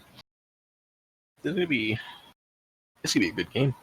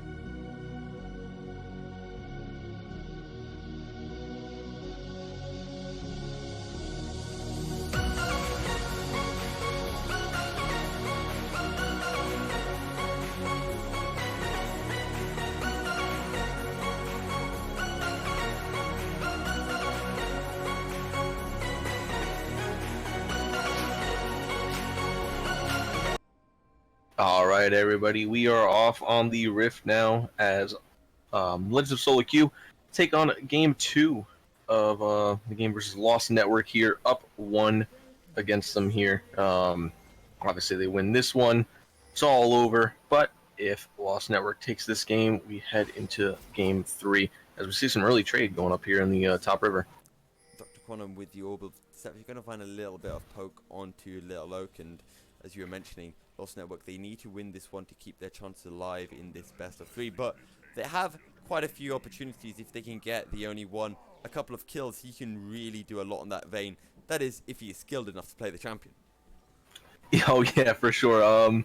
Vayne getting a early lead is definitely good for Lost. Definitely not good, excuse me, for Lost Network. Vayne getting ahead, but Kai'Sa gets ahead. It's the same as a Vayne getting ahead. It might as well be Vayne versus Vayne. It's essentially a mirror matchup that we're seeing here with Kai'Sa just having a little bit more DPS damage. Yeah, Kai'Sa was always, when she came out, it was just kind of like, what's the point of Vayne anymore? Kai'Sa just does what Vayne does, but better, more flexibility with, you know, the AP options. And I mean, does Vayne have anything that is better than Kai'Sa? Is she what kind of conditions can we see Lost Network set up here? Sorry, not Lost Network, the Legends of SoloQ set up to get that Vayne going. If Nautilus gets a good pull, and then an auto attack, King Grunker's flashing away. Sorry to cut you off there, no, Fury, but didn't even see that. It was a quick level 2 gank in the mid lane. But Nautilus gets a pull in and an auto attack if they're next to a wall. Vayne condemns into a wall. That's just a lot of CC that you're looking with. Same as a Leona, though. You know, Leona is basically Nautilus, I feel, in terms of the amount of CC she has. So if Nautilus is able to get off their CC on the Kai'Sa, and Vayne is able to get her condemn off onto a wall, proc the silver bolts, and get off some damage, that should be a decent trade. Charm's going to land a lot of damage can't coming trade back. onto King Grunker's, but actually Dr. Quantum not going to follow up on that. Just going to be content with a little bit of poke. A little bit too passive, I'm feeling. And what I'm happy about, both mid laners taking Electrocute. Respectable. You're going to see the only one, and AR7 getting poked in, which we kind of expected, but Akihiko finding the flag and drag. Chom's going to land. Ignite's available. King Grunker's, what are you going to do? The auto attack will be enough to secure the kill. First blood going over onto Dr. Quantum. Once again, finding the advantage in this mid lane against Grunker's. Yeah, Akihiko very good with their early game ganks. Volibear last game and now J4 this game, picking up a very early kill. As Gogeta pushes in Ridley Prime in the top lane. Something I honestly didn't expect. Yeah, and using that Akali well, and we saw this actually in game 1 as well, you know. The Akali able to do well, although that time it was into a Malzahar, but then started to struggle a bit as the Malzahar found the outplays. Let's see if Gogeta will make the same mistakes or whether he will be able to carry his team forward. Yeah, and Ridley kind of playing basically human Nasus with his Qs and being able to instead of a a big flaming circle, it's just a circle that keeps you in there forever, and then using his minions to be able to get some damage off. Gogeta gonna go back in, gets hit by the walls. Really Prime looking to find the damage. Gogeta forced to flash away. Could potentially look for the re-engage with the Shuriken flip. Will decide against it though. Yep, and I was just about to say the sustain on Yorick's part is very good, especially with those minions that he can get. Oh, actually, let's take a look in the bot lane because Lil Oak just found the Krugs. In we go. Elastic He's low when you're going in. As actually the Zenith Blade going to be able to find his mark. In comes the stretching strike. More damage coming through. Only one looking to proc the damage.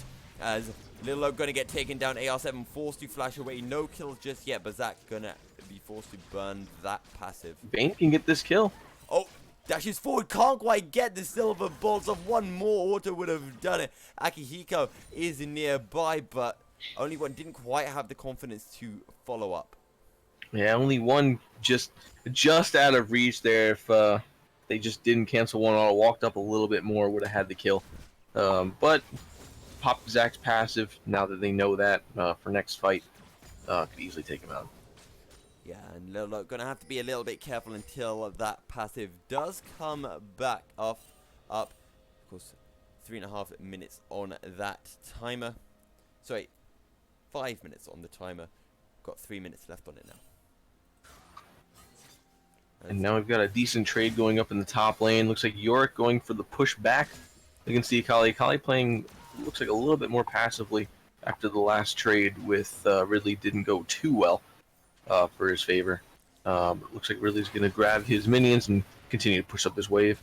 Yeah, and Gogeta doesn't have this flash available, so you have to be careful of the gank from Little Oak. Dark Procession going to be able to find its mark. Where are you going this time, Gogeta? Absolutely nowhere. Shuriken flips it back into the Twilight Shroud, running towards the turret, but Little Oak is on his way. Actually, Little Oak doesn't even know what's happening. Ridley Prime picking up the kill there. Yep, really gonna throw his minions onto the Akali to finish him off. Akali has so much movement. It's just ridiculous for that champ to have that much movement. Seeing them jump around the lane like that. Oh, as King Grunker's might have to be a little bit careful. Quantum going in, going to be able to find the charge. Flag and drag finds a knock up. It's another kill for Quantum. Another great gank here by Akihiko. Just seeing him just constantly in the right place at the right time. Definitely knows his routes very well. Going through the red side of his jungle now. Just gonna wait for that to come back up. Maybe take that and then go to dragon possibly after move to red. Is what I'm expecting to see here. And once again, Fury, the first Drake of the game is going to be this Mountain Drake. And that's going to be really good for both teams, as you know, we're seeing Ridley Prime winning that top lane and we're seeing Quantum winning the mid lane. So getting those turret plates and going for that first turret, of course, always very important. Yeah, either team could use Mountain Drake very well to their advantage. And so far, we're seeing... Fuzzy One's feeling aggressive, doesn't know that Akihiko is nearby. Aftershock will be procced, which isn't the best of things for AR7. Yeah, and Akihiko, I don't know if they know there's that pink ward in the bush. If they try to go around here, I'm not sure if they're going to go for the lane gank or if they go around through the river here from the tri-brush. But they're just like last game, they're sitting in that bush for quite a while when they could be making moves on other sides of the map. Akihiko being patient to say the least, but I think he's going to leave now. Could potentially go for a gank in the mid lane. It's not like none of his camps are up. Everything with the exception of the red buff is available to him. Yeah, sitting in that bush for so long, I understand what he's going for. He's waiting to see if Lost Network's going to push up, go for a gank, but sit there for maybe 15 seconds at the most. If nothing's happening, you don't want to move somewhere else. Get on your objectives and, get that scuttle crab, especially with the bot side being up. You do want that, and now that Zach is ahead of you in farm. AL7 and only one close to level 5, as is Osmosis Jones, who has just hit his level 6 mark. Sorry, not level 5, level 6. CS fairly even across the board as well, as you mentioned. Scuttle are going to get picked up here by the side of Lost Networkers. Trade in the top lane, Ridley Prime, what can he do? Is he's in a 1v2, Dark Possession will come through. Shuriken Flip going to find something, flag and drag. Oh, the Maiden's actually doing a lot of damage to Akihiko, as Gogeta going to be able to do the rest of the damage and picks up the kill. Yep, Akihiko just soaking up that Maiden, while Gogeta just flushes him out with the Kali's damage. Level 7 now.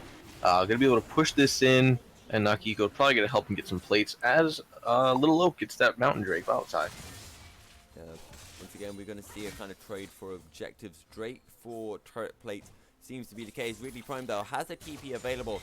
Going to TP straight in, and it's just going to be one turret plating going over to the side of Legends of SoloQ, who have a 200 goal lead. Not a lot, and this game, once again, very, very close. Yeah, definitely right now, the bot lane, we're seeing Kaisa up a little bit on farm here. But that's kind of a given with the AoE abilities that she has, just like that, being able to clear out multiple minions like that. But it looks like Little Oak might be going for a jump here. Here we go, Solar Flare comes in, Elastic Slingshot, Stretching Strike finds a mark, Killer Instinct comes through, as that's actually going to be a kill, as Osmosis Jones gets taken down. What can AR7 do? Almost finds the kill onto Little Oak. It'll come through, but the passive is back up. Charm comes through onto Fuzzy One. Flashes away, followed by the stopwatch. And Orbital Deception comes through a little bit too early. Fuzzy One solo. The auto attack just about comes through. Dr. Quantum onto a killing spree. And now 3-0-1 on the Sari. Such a long auto attack there. It was a good trade there, though, for Dr. Quantum to be bot side there, just to match Little Oak's gank. Got off the passive. Be able to find its mark in the top lane. Gogeta looking to find the damage with a 5-point strike. Doesn't have the perfect execution available for another 10 seconds or so, so won't be able to fully commit into that. So we're seeing Akihiko just checking to see if any of Little Oak's buffs are available as King Gronk is as he goes down. Oh yeah, actually AR7 gets finding the kill onto Little Oak in the bot lane as Flag and Drag coming through. Gronka's gonna be able to find the pick with the Tangle Barbs and Blooming Burst. Oh no, Jones gets hit by the Dredge Line. Charm not gonna be able to find his mark. He is a minion block. Fuzzy One is a new target. Condemn not going to be able to hit the wall. Fuzzy One, can he actually escape, taking a lot of damage from the Silver Bolt? But they're both going to be able to escape as Osmosis Jones burns the flash. But that's it, as in the top lane. Gogeta finding the kill. This time he has the perfect execution available, and this time he finds the kill. Yeah, and Ari sitting in that bot lane for a while, getting his lane ahead. As I was just saying, that Kai'Sa had that gold lead on the minions. They decided to come bot lane and get the Vayne ahead, push him in a little bit, and looks like Kai'Sa's gonna reset and refreeze the wave here.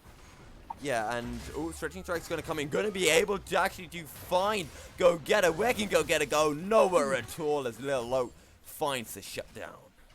Looks like Little Oak's gonna just hit him with that disrespect smite to finish him off. As Akihiko's finishing up the Rift Herald here. Oh, Quantum gets Little hit Oak's got by to the stop and Tangle take that. Barbs. Dunkus will find a little bit of poke damage. Does have the Pop Blossom over. Ooh, Little Oak steals it. Jumps over the wall after clearing the ward and steals the Rift Herald right away from Akihiko. Akihiko flashing away, will use the blue strike just to try to get a little bit of extra distance. Oh, elastic slingshot. Inch perfect as Little Oak finds the kill and gets revenge.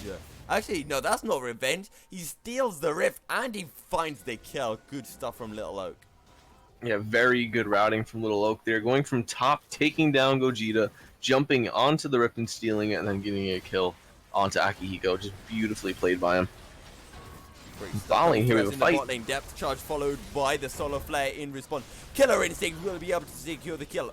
Osmosis Jones in a bit of a sticky situation. Can only one. He tries to flash, but it's not enough. He gets taken down. This is double kill going over onto Jones. And not very well played there by the Vayne. Locked down by the Leona though.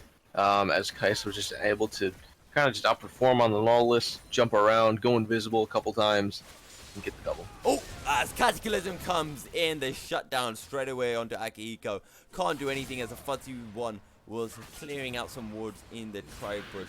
A little bit of like miscommunication. And Ridley Primer going out at top lane. Maiden comes out. Can he find the damage? Slapping down Go Getter, who's forced to use a perfect execution to safety. Flash available for Ridley, but won't follow up. Yeah, and a very well-timed prison there by Ridley. As soon as Gogeta used that dash, ends up right back into the middle of it.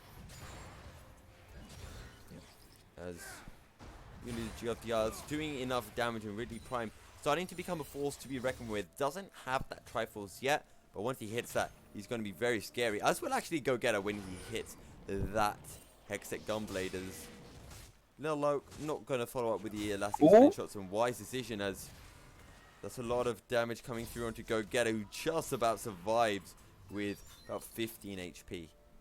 Yeah, very close, and now we're going to see these teams head bot side to go for this second Mountain Drake a game. A lot of Mountain Drakes in these two games so far. Lost gets CC'd mid elastic slingshot, a bit of bad timing there. Lil Oak, what can he do? Burns the ultimate. Solar Flare will come through. Lil Oak, he's been ignited. The heal comes through, keeps him alive. Only one running for his life has been ignited. Final hour burn as AR7 may be the sacrificial lamb. First tower getting secured by Ridley Prime in the top lane. Yep, good trade there. No kills for a tower. Not sure if Lost Network has the ability to start up this dragon. I'm not sure any team right now really has the capability of going for this dragon. Someone's going to have to do a reset. As we see the bot lane from We've seen him find the kill onto Jonas before. This time he's not going to be able to do it. Killer Instinct forward.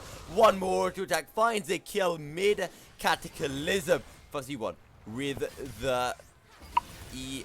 Will be able to find the CC onto Quantum. However, I don't think Osmosis Jones really wanted to follow this up, as Fuzzy Jones in a bit of a sticky situation gets rooted. The flash from Fuzzy Jones will be able to prevent the chance from hitting, as the Rift and Lost Network's going to run that Rift Herald mid.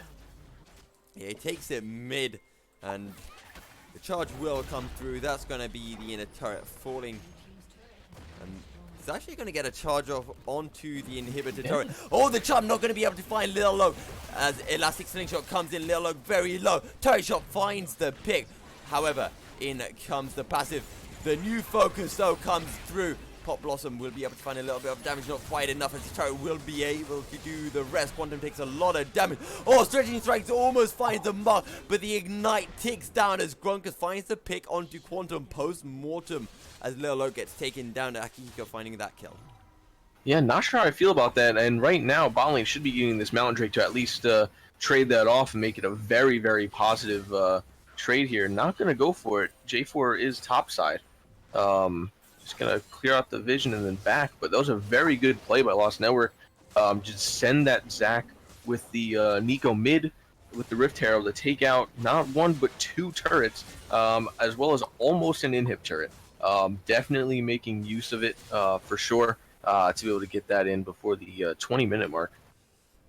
Once again, Legends of SoloQ, they're down in kills, but they have the objective advantage.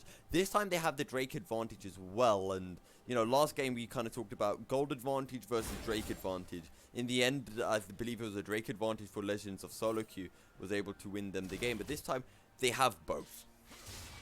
Right, actually, last game it was Lost Network that had the dragon advantage, the 3 dragons, 2 mountains, and an infernal, while LSQ only had the infernal and the mountain, but they got the barons.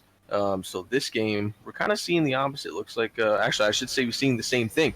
Excuse me. Looks like they're getting the dragons, but LSQ has the kills. And those dragons are going to bring them up in a 3,000 gold lead, as we're seeing here very early. Very good for the side of Lost Network to stay in this game. Yeah, big goal lead for the side of Legends of SoloQ. They're a little bit down in kills, but when we take a look at how that gold is spread out, it's fairly even actually across the map, but that is a massive 2,000 gold advantage for Jones, and that's practically where all of this gold is sitting. Yeah, and like I was saying, that that bot lane is what you had to be careful about with that Kaisa getting ahead early. Already 2 items in with their Manamune as well as the Guinzoos. Just being able to kind of just shred anybody, as we saw earlier with J4 Akihiko jumping under the tower, and Osmosis just being able to melt them down. 2 item Kaisa versus a 1 item Vayne, and only one finally gets that item coming through, and Osmosis Jones gonna complete his Berserker's Greaves in response. Okay, here we go. Ooh. Blooming Burst comes through, followed by the Pop Blossom. Not gonna be able to find the damage. Oh, Shuriken Flip, not quite finding his mark. Getter comes back. Oh, Yorick has turned up. Can he find the damage? As Little Low with the Elastic Slingshot in, looking to find a little bit of damage. Oh, as actually Tanglebob's not going to be able to find his mark. Little Oats! Though he gets hit by the Cataclysm. There's a lot of damage coming through. Grunkers, what are you going to do? Go get a finding the pick there. Eulogy of the Odds is through. Maiden not going to be able to do that much damage. It is going to be 2 kills for nothing in favor of Lost Network, who say, we see you having that gold advantage. We're going to find a few picks and get a gold advantage of our own. Yeah, we should say in favor of LSQ there. Lost Network getting taken down. They are switch sides on this one, but yeah, the Legends of SoloQ just getting a very good pick there, as we saw Gogeta jump in with the Akali, get a lot of damage off early. It looked like it really was a little bit late on the TP. Still definitely helped a little bit, although it didn't quite help from getting taken down. 2 kills off of that fight. Legends of SoloQ in game 1, they were in a similar situation where, you know, they had lost a lot of turrets. They had lost their mid lane. Actually, they kept their mid lane inhibitor alive, but they lost their mid lane inhibitor turret. Similar kind of thing here, where they've been pushed really far back in the mid lane, and we're seeing Dr. Quantum far ahead on a control, well, more of an assassin mage, I guess. Can they do the same thing again? This game, I'm not sure. This is, as I was saying earlier, a game they definitely want to end early on. They don't scale as well as Lost Network does. Yorick, like I was saying earlier, just kind of a mini Nasus, just able to scale in this game. Same with Zac. Zac's going to do very well in scaling, although he's already scaled pretty well, has almost 3,000 health at this point now. Kaisa, very heavily scaling, just like a sticky situation, will flash away, finds the Zenith Blade onto Akihiko, who's looking to get the steal. Solo Flare not going to be able to find his mark. It's a smite fight, but he can't quite find it. When we talk about that, we're talking about Akihiko. That's a lot of damage with the perfect execution. Go get her. Can he find any more? Go get some more. AR7 gets hit by the Dark Procession, gets taken down. Fuzzy One gets taken down as well. What can the only one do? Needs to find some damage onto those problems. Not going to be able to find anything. Eulogy of the Odds. The Maiden still dealing damage to Quantum, as Zac will respawn in an Elastic Slingshot shot to safety. Baron has been secured. It's a 2 kills for 2, but it is Lost Network who have 3 members with the Baron. Oh, as we've got more. Go get it. Can he find anything onto Grunkers? Hexed Gunblade comes through. It's going to be a 1-for-1 trade. This is good stuff. Dark Procession going to come through, but the more kills coming in, the less members Lost Network have with that Baron buff. Yeah, and what a crazy outcome that was. Lost Network securing the Baron as Akihiko just went up, and they're still going. Little Oak is back. He has a Warmong's armor, condemns Ridley Prime away. Flag and Drag comes through as Cataclysm is available, but the Maiden is going to get taken. Actually, no, Maiden is running away really quickly and will be able to survive. Dark Procession will come in. Akihiko, he takes it down to 9 HP. That is a troll Maiden if I've ever seen one. Alright, so very hard to dissect all of that. Long story short, Lost Network securing the Baron even with Akihiko running through to try to steal it. And then Legends of SoloQ doing very well as far as getting a trade off. Bringing down to only 2 people on Lost Network with the Baron buff. Still a very good trade for them to not have everybody have that on the opposite team. And not really gonna be able to do too much with it, as far as I can see here, except for obviously securing this Ocean Drake, maybe. Here we go. Can they find it? No, they can't. Again, Akihiko not having the best of days with Smite still.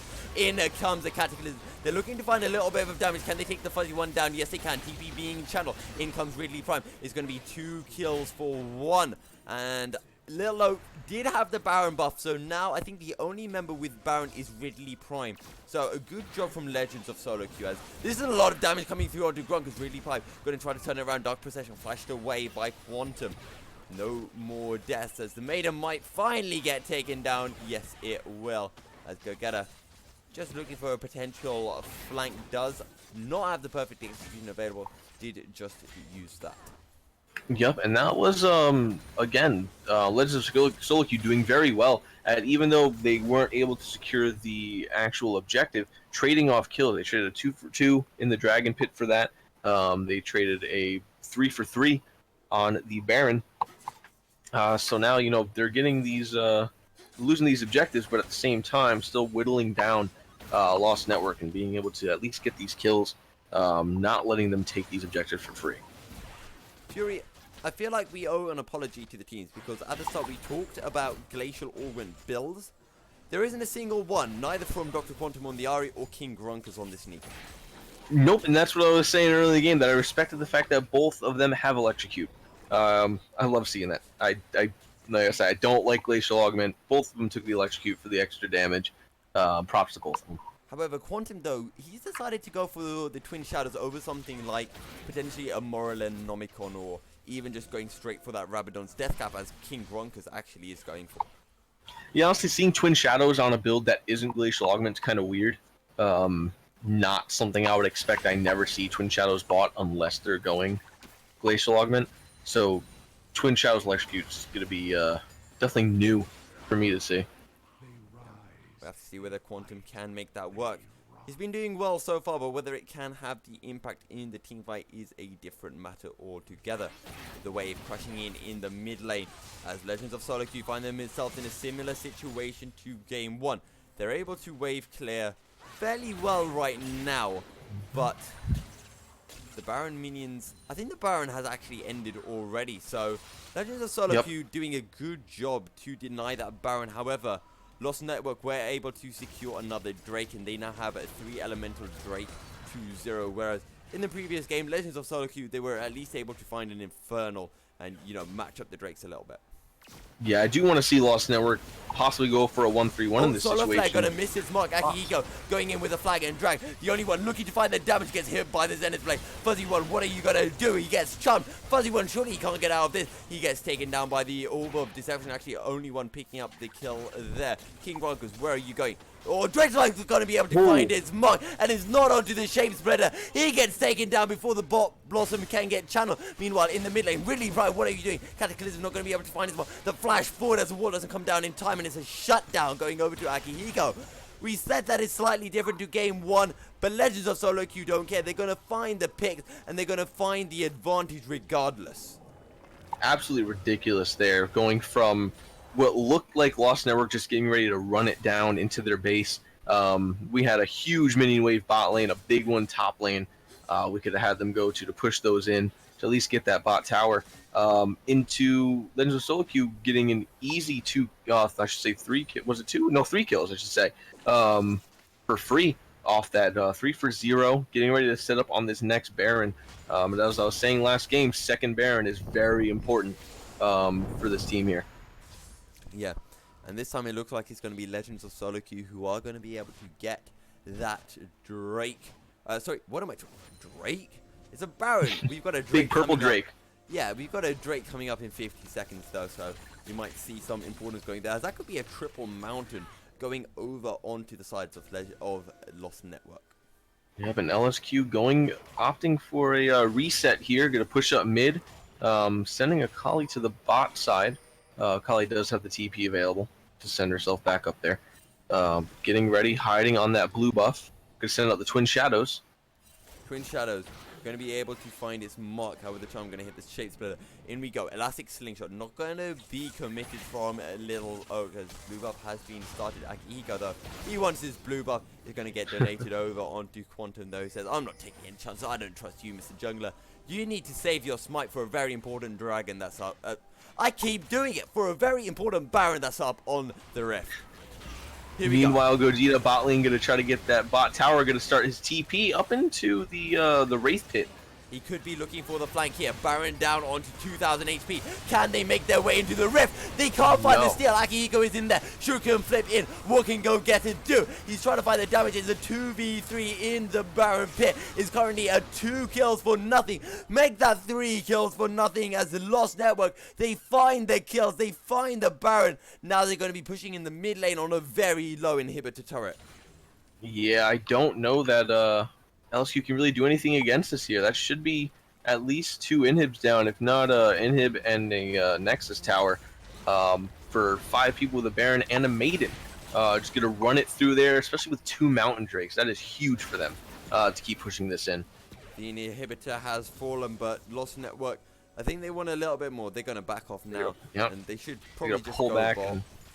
They're gonna pad those stats. They're gonna go for a 3rd Mountain Drake and probably take that bot lane. I feel like with a 3rd Mountain Drake, it's going to be very, very difficult now for Legends of SoloQ to get back into this. Because with the Yorick split pushing, he's going to absolutely demolish these turrets. Yeah, he absolutely is. And this is one of those things where I was saying about the scaling of the side of Lost Network. Just way heavier scaling. Legends of SoloQ. Oh, King Grunkus might be getting caught out. The Twin Shadows hasn't landed. In it comes the Spirit Rush. Pop Blossom, they're going to find a lot of damage. Grunkus with the damage from the Blooming Buzz finds the kill. And Dr. Quantum not looking very scientific. Yeah, Quantum thought that he had Grunkus caught out, but Grunkus had him caught out. He caught himself out, I should say. Can I just say, Quantum, he has the Ignite up and a Flash. Always he does. He could have. Yeah, definitely don't want to hold on to those in that kind of situation there. Also, there's a Rabadon's Death Cap that has been purchased by King Grunkus, and you know that same kind of AP hasn't been matched by Quantum, who went for this 2nd item, Twin Shadows, and now looking to actually pick up a Zhonya's. Yep, Zhonya's going to be coming in next. I don't know about the side of what is that? Probably a Lich Bane coming up for Nico with that Sheen. Yeah, Sheen and then Aether Wisp. Could be a Lich Bane. There we go. Meanwhile, Top is running it down, and they're doing a little 1-0-4 on their team here. Lost Network pushing it in, but Little Low, Happy to Tank has the Warmog's armor available. That's going to be proccing in just a second, and he'll be straight back up to full HP as if he never took any damage. Meanwhile, as we mentioned, Ridley Prime pushing in the top lane. We know how much damage a Yorick can do. Triforce as well. Cannon Minion doing a lot of damage, and Gogeta, I feel, has to fully commit for this. Otherwise, Ridley Prime just going to push this all the way with those Baron-empowered minions. Yep, and this is where I'd be surprised if Lost Network didn't just end the game here. We have Super Minions mid. We've got everybody with Baron on the bot side, and then Akali having to sit on that Yorick top. Can't fully commit because I believe Yorick still wins that trade, just easily running it down. We've seen Lost Network somewhat throw leads before with the Baron. Let's see if they make any mistakes again or play this greedy. Quantum gonna find the jump. That's a lot of damage. Cataclysm comes through. Good stopwatch coming in as the in comes the Pop Bros. Not gonna be able to find enough people. It's a shutdown goal going over to Quantum. They're looking to find the damage onto Fuzzyfoot. King Broncos though, he is the first target. AR7, what can he do? Finds the dredge line. He finds the kill. Next up, Lil Low. Quantum, can he find the damage? He finds the charm. He finds the orb of deception. It's a double kill going over. But look in the top lane. Ridley Prime, he out damages Koketa. He's pushing forward. This is another inhibitor on the line. What can Legends of SoloQ do? Look at that Yorick slapping down the inhibitor. 2 inhibitors down for Legends of SoloQ, but they get an what am I trying to say? English Milky. They get a stay of execution. Yeah, very good trade for the side Ridley. of LSQ, taking down 3 people, but just unable to stop the Ridley that can just run down. Yorick's just too big. Can easily just run through all of these objectives. You got 3 mountains on a Yorick with a Triforce and a Sterix Gauge. It's just not something you're going to easily stop with the rest of the team being able to shove everything in. Jones almost full build now as we've seen the Lichbane getting picked up by King Grunk. Let's see if he decides to potentially go for Morello. Final item is... Well, actually not final item. He still does have those refillable potions, as I've got a little bit of a case of the hiccups. But, you know, I literally just mentioned Lost Network. They've made mistakes before and thrown leads. They kind of messed up the fight, but it didn't matter because Ridley was just so huge in that top lane. And the base is just well and truly open now. Yeah, this is kind of a game where unless Ridley gets taken down very quickly, which is going to be hard to do with a Maiden and a Sterix Gauge, there's not much LSQ is going to be able to do as far as trading back to get positive on these. All 3 towers being taken and 2 in it. I feel like we're at the stage now where if we see a 5v4 fight in the mid lane, Ridley will just solo end it with a flank, with a split. Yeah, there's not much you can do for Ridley right now. He scales. He's hit a huge spike right now with where he scales, and LSQ is kind of flatlined here. There's not really much growth for Akali to move up after she's built these items.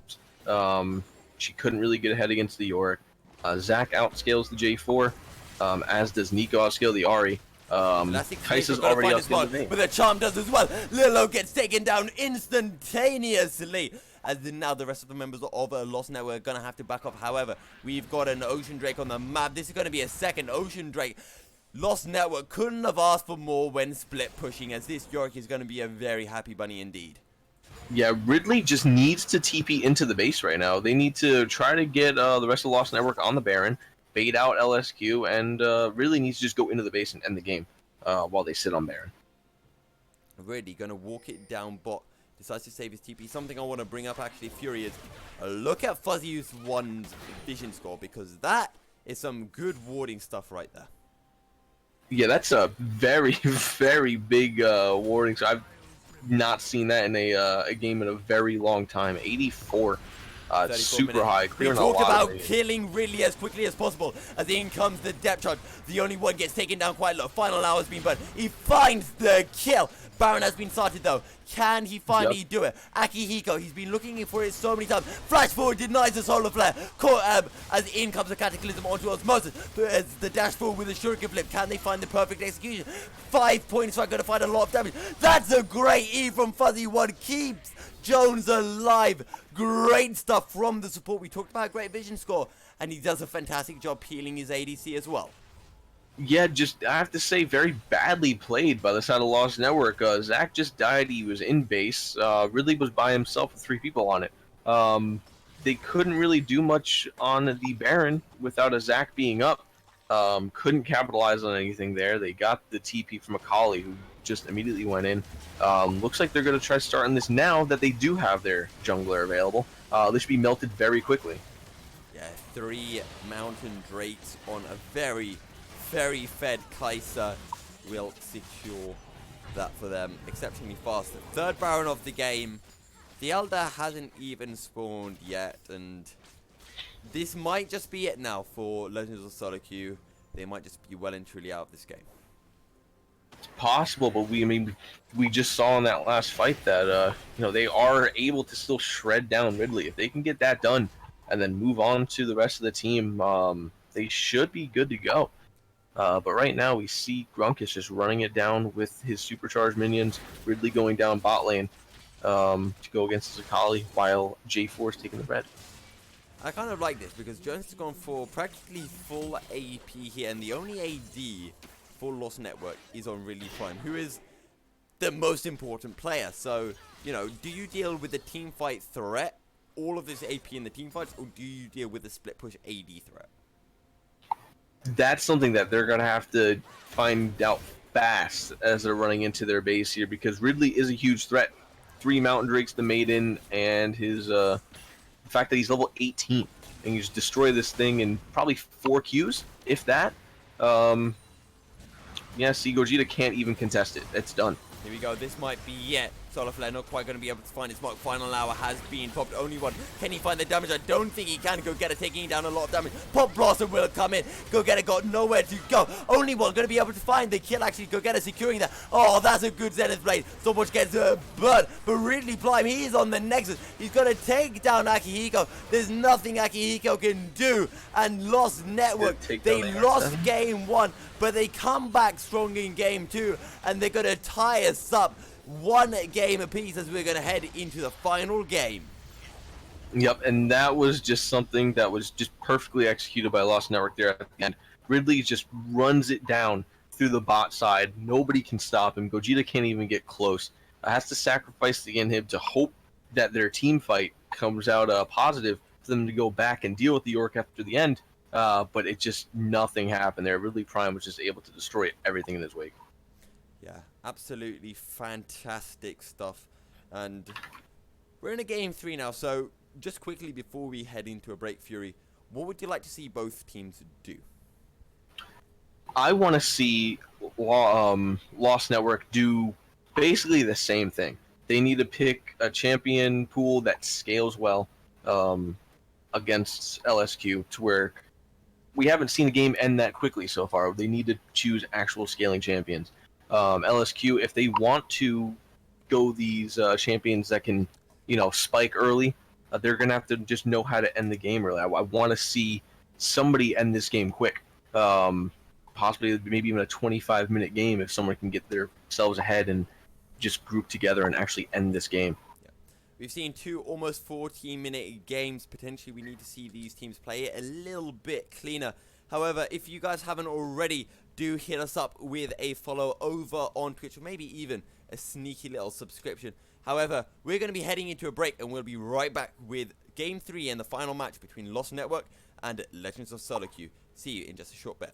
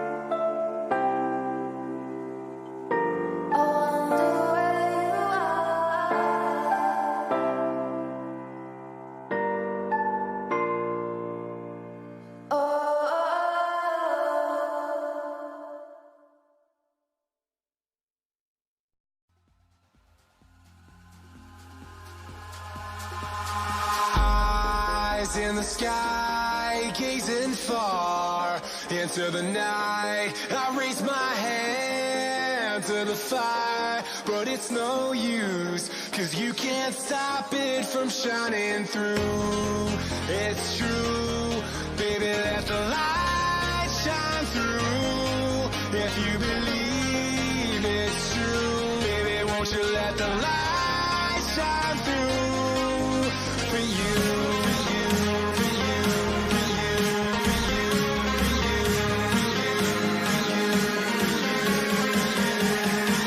for you, won't you let the light shine through?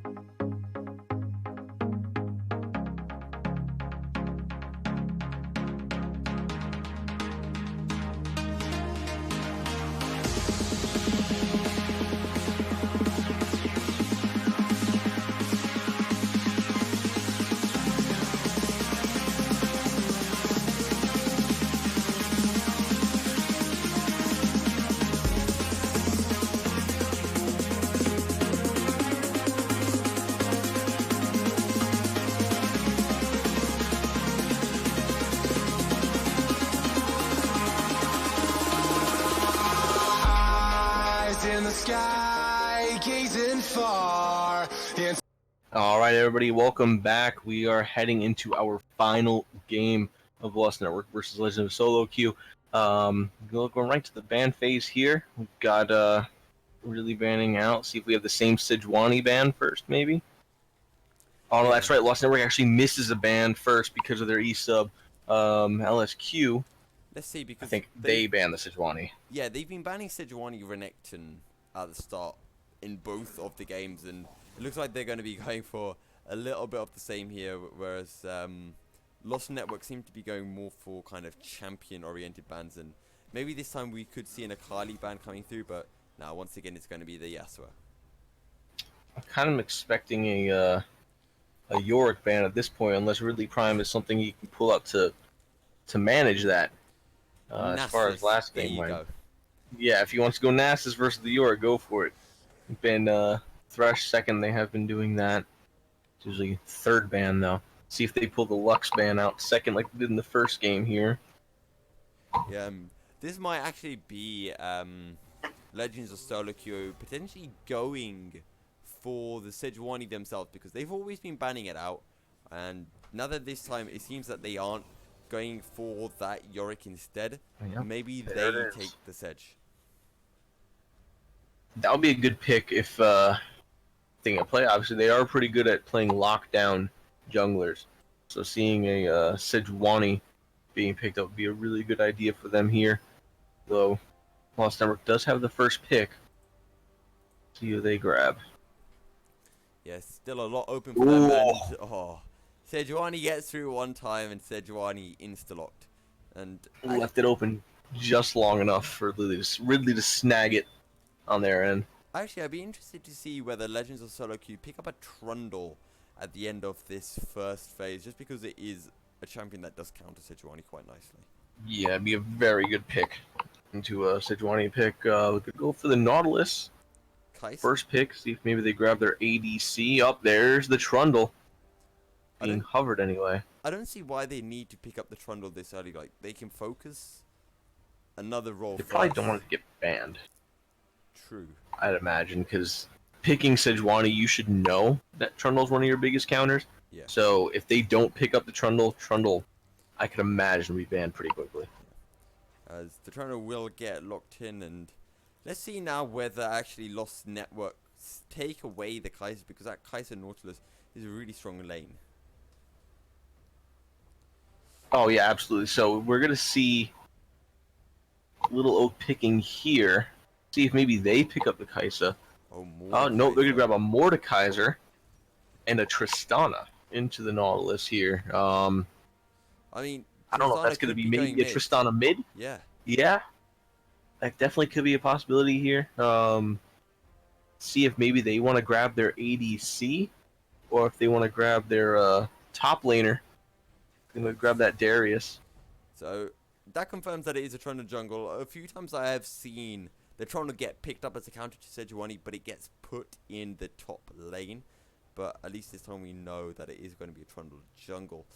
As let's now see what both teams want to ban out, because of course that Tristana could be heading into the mid lane as the Akali going to get banned. Both teams have had enough of the Akali. It's got 100% loss record so far, but it looks like Legends of SoloQ just don't want to deal with it. Yeah, I'm not sure about the Akali ban there, especially against you have a very tanky team already. There's not a lot Akali can do against either one of those champions. But I guess go for the ban. I'm sensing a Protect the ADC comp coming up here for Legends of SoloQ, and it could be actually a little bit similar for Lost Network, but that Mordekaiser is not the most tankiest of things. That's a good Morgana ban, I feel, just to give that Nautilus a bit of extra pressure in lane. Yeah, and if that's the case, if they are going for Protect the ADC for bot lane, I'm expecting Sivir. Oh, there's the ban. Probably maybe an Ezreal would be my second pick there. I mean, Jinx is would be really good. strong right now, but doesn't quite work all the time in in team comps. Yeah, Jinx would be decent. Ashe also good. Locking down either one of them. I don't think they've picked their ADC yet. I was gonna say locking down Tristana, but we don't even know if that's Tristana ADC. Easily be Tristana mid. Yeah. Let's just see what they pick, and I think you're absolutely right, Fury. It's going to be the Tristana mid laners. The Draven getting hovered. Please, no. Bane. I was hoping for that Draven. That would have been awesome to see a Draven get picked right now. Draven Yumi was open. Why don't you take it, ladies and gentlemen? As potentially going to see a Leona again. It is open, and Fuzzy One was absolutely incredible on that Leah. Yeah, and with Yumi still open, that we could still be seeing it. Although I don't know about the pick with a Vayne into a probably more tanky person. We got Taric being picked in here. Taric, big boy Taric. Is that even a champion? Like without Sona? Should be alright. Oh, now that is spicy. Coming straight from the Rift. Looks like Quantum. Vel'Koz. Yeah, he's been playing exciting champions all series, and Vel'Koz just adds to that excitement as Vel'Koz into Tristana. I just feel it's like whoever starts off that engagement is going to win it, and just so much damage is going to be coming through. Yeah, and the only issue for Quantum, though, is he actually has to hit skill shots, whereas Grunkus just has to point and click. Actually, I feel like Grunkus should win. The Grunkus rocket jump is kind of telegraphed, so maybe Quantum can just put down the Vel'Koz E straight away, lock down Grunkus, and find the damage, potentially? Would be good. I personally don't expect to see it. I don't see it happening. It's definitely a possibility. Maybe we'll see your favorite runes coming out on Quantum then. Glacial Augment Vel'Koz. Yeah, Glacial Augment Vel'Koz. Honestly, I'm gonna if he does do that into a Tristana, I'm fine with it. You're going, take an ADC mid lane. Yeah. Get that Glacial Augment on you. Actually, looking across, this team comp of Legends of SoloQ, the only real AP that they have is from the Mordekaiser, whereas I feel like it's a little bit more balanced from Legends of SoloQ. You mean Lost Network? Yeah, sorry. Yes, so Lost Network really was the AP on Mordekaiser, a little bit on Sejuani, somewhat a little bit on Taric. Legends of SoloQ has a lot of sustain, though.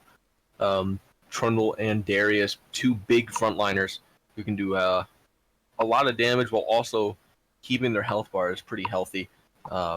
Whereas Mordekaiser would be good for those team fights and taking one person out of there. Who they want to take out of that fight, I'm not sure yet. I guess it's really going to depend on who's strongest, but I don't know if picking Trundle is going to be the best idea. In like a 1v1 situation, Trundle should just ult Mordekaiser and kind of tear him down as the drain tank that he is. But it's going to make for a pretty good team fight. Yeah, as actually speaking of, this Sejuani into the Trundle, it's the first time seeing the Sejuani this series as it was consistently banned out. Where can we expect to see, the focus from both of these junglers?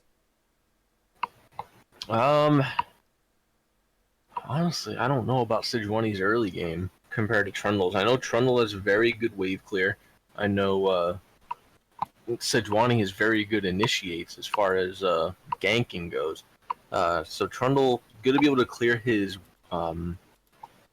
jungle a little bit quicker than Sejuani can, but I feel like Sejuani is going to get some ganks off a little better than the Trundle can, especially if Trundle misses Pillar, his big source of the engage. Yeah, and it's going to be much easier for Little Oak to be getting those ganks off with the Sejuani. A lot of carry potential coming through from Lost Network. Whether they'll be able to carry the game is a different matter entirely. However, we're going to be heading into a short break, and we'll be right back with a final match of the day between Lost Network and Legends of SoloQ. See you in just a short bit.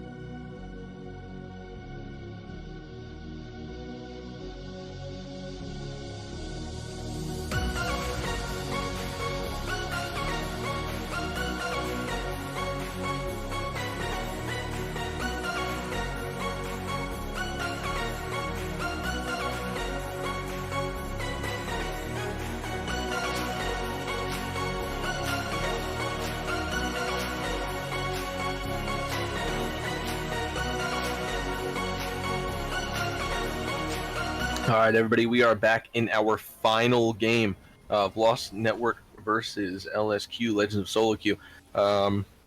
This game gonna decide it all. I can definitely see this game being a little bit longer, probably just as long as the past couple games that we've seen, just because of the team comps that we have built up. That whether or not will be true will be decided here shortly. Set up for the same that they've been setting up a 5-point.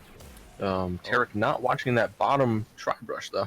Little Oak gonna take a little bit of damage as we head into our pauses. Osmosis Jones having ADC bug splat. bug splat for the ADC, and I'm surprised they actually didn't pause earlier because Jones still at base, and it's a competitive game. If one of your players takes a bit of time to get in, just hit the pause button straight away.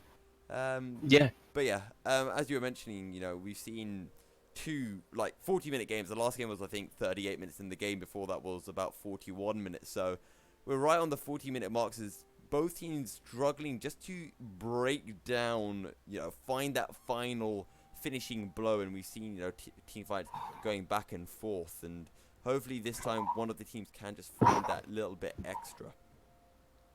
Yeah, and like we were saying before the game, I feel like if this game ends early, it's gonna be Lost Network ending it early. But I feel like if this game goes past a 25-minute mark, I feel like it's gonna head into a late 30s again. LSQ taking it, and that's just my hot take on that. One thing I do like is the fact that, you know, we've got two pretty early top laners, I feel, but the interaction that I'm gonna like to see, and I think is potentially a win condition here for Lost Network, is as soon as that disintegration rate comes out through Dr. Quantum, Ridley Prime, if he can pull Quantum into the realm of death, that can massively just change a team fight instantly. Yeah, that would be huge for them to be able to take Vel'Koz's ult out, but he's got to do it instantly. Yeah. If that does happen.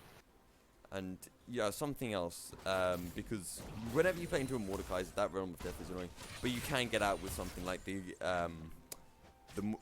Mordekaiser. No, not Mordekaiser. What am I talking about? Why can't I remember the champion? It's like we saw it in game 1, mid laner, control mage. You know, super mega ult that murders people. Okay, for some reason I can't remember it. I am so Wait, bad what at are we this talking game. about here right now? The mid laner that we had. Oh my god! I'm gonna hold that thought because Rocket Jump forward Quantum gonna take a lot of damage. We know how much damage that explosive charge does, and it does a lot. As Quantum gonna be forced to back off. But Grunkers, what are you doing, my dude? You have the ignite. Just use it. By the way, are we talking about the life form disintegration ray of Vel'Koz? No, There you're talking about. Talking about Buster Shot. The Nethergrass. Nethergraft. Oh, of what? Yeah, for Malzahar. There we go, Malzahar. Because against Malzahar, you buy something called QSF. But we didn't actually see that come through from Lost Network, and I feel like maybe it'd be something similar again, where we don't see any teams picking up that QSS for this Mordekaiser Ultimate. I feel like we should see it built on Lost Network for the Ashes. We see King Grunkus get that first blood mid. See, that's it looks like Akihiko's gonna trade it though.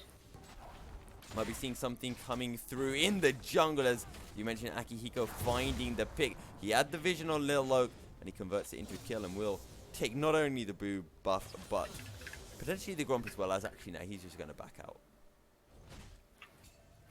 Oh, Grunkus might want to get something here, looking to get the damage, but Akihiko got to find the damage. Pillar of Ice comes through a little bit too early, and the rocket jump away for Grunkus. Ooh. Akihiko will say, get away, as in the top lane. That's a lot of damage coming through onto Ridley, but... Ooh. Very close. Very, very close. Really gets there. Gogeta might go for the flash. No. Oh, the hemorrhage, just not enough stacks on it. Actually, I think it might have been full stacks, but not enough a bleed effect to take Ridley down. Maybe a nice ignite could have done the trick, but Gogeta going for that TP. Yep, that was very good. Just too early in the game to get the max bleed stacks off on there, but still very good trade that they had there. Yeah.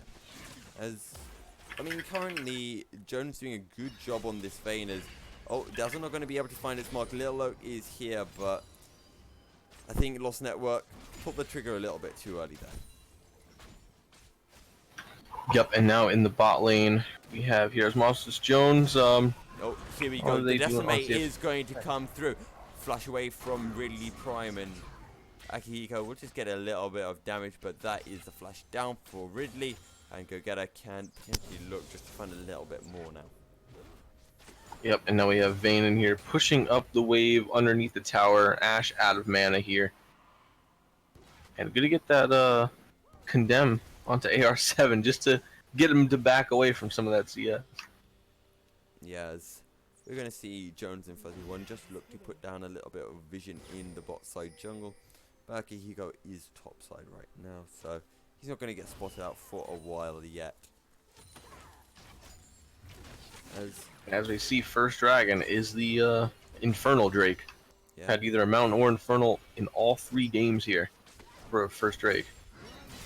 Oh, Dazzle going to come through. Not going to be able to find his marker again. Fuzzy One in a bit of sticky situation. Condemn onto AR7.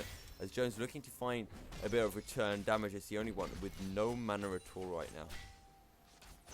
Yep, and King Grunkus managing to push Quantum back here under the tower. Looks like little Oak gonna make his way back into the bot side. As With the Grunkus upper hand looks, gets pulled in with the Death's Grasp. Go get it. Where are you going, Ridley Prime finding the kill with the Obliterate. very good trade there for Ridley. Managing to hit 6 off of that as well, even if Darius was going to try to run away. Would have been able to Jump take forward. that. Can they find the damage? There's the E that we talked about, and it disengages Grunkus' attack straight away. Grunkus get him with that geometry as well. Just add a little bit of an insult to injury. Yeah, as... And then Akiko looks to maybe be setting up this dragon here. Oh, they Oh, could look little for Oak the to cancel that collapse. back. Akihiko, where are you going? You've got a Tristana right next to you, and this is all going to come down onto Lil Oak, getting down those stacks. Needs a few more. In comes King Grunkus. But Akihiko going to be able to run away fairly comfortably. Man, it's run away pretty easily there. A little bit of a weird trade there. Little Oak managing to spot out Akihiko right before the back actually passed through to push off Akihiko away from the mid lane of Grunkus. As Mercy Jones looking to get down a little poke, won't be able to get the third silver bolts through. And that will be that as he takes a little bit of poke from the body. Oh, Dredgeline land. This could be Fury 1 down, flash away. Good stuff. Good quick response from the Fuzzy Warners. Not quite level 6 yet, otherwise this could have been a completely different story. Yup, and very good on Asmo hit that heal. Without that, I feel like Fuzzy One would have been down there.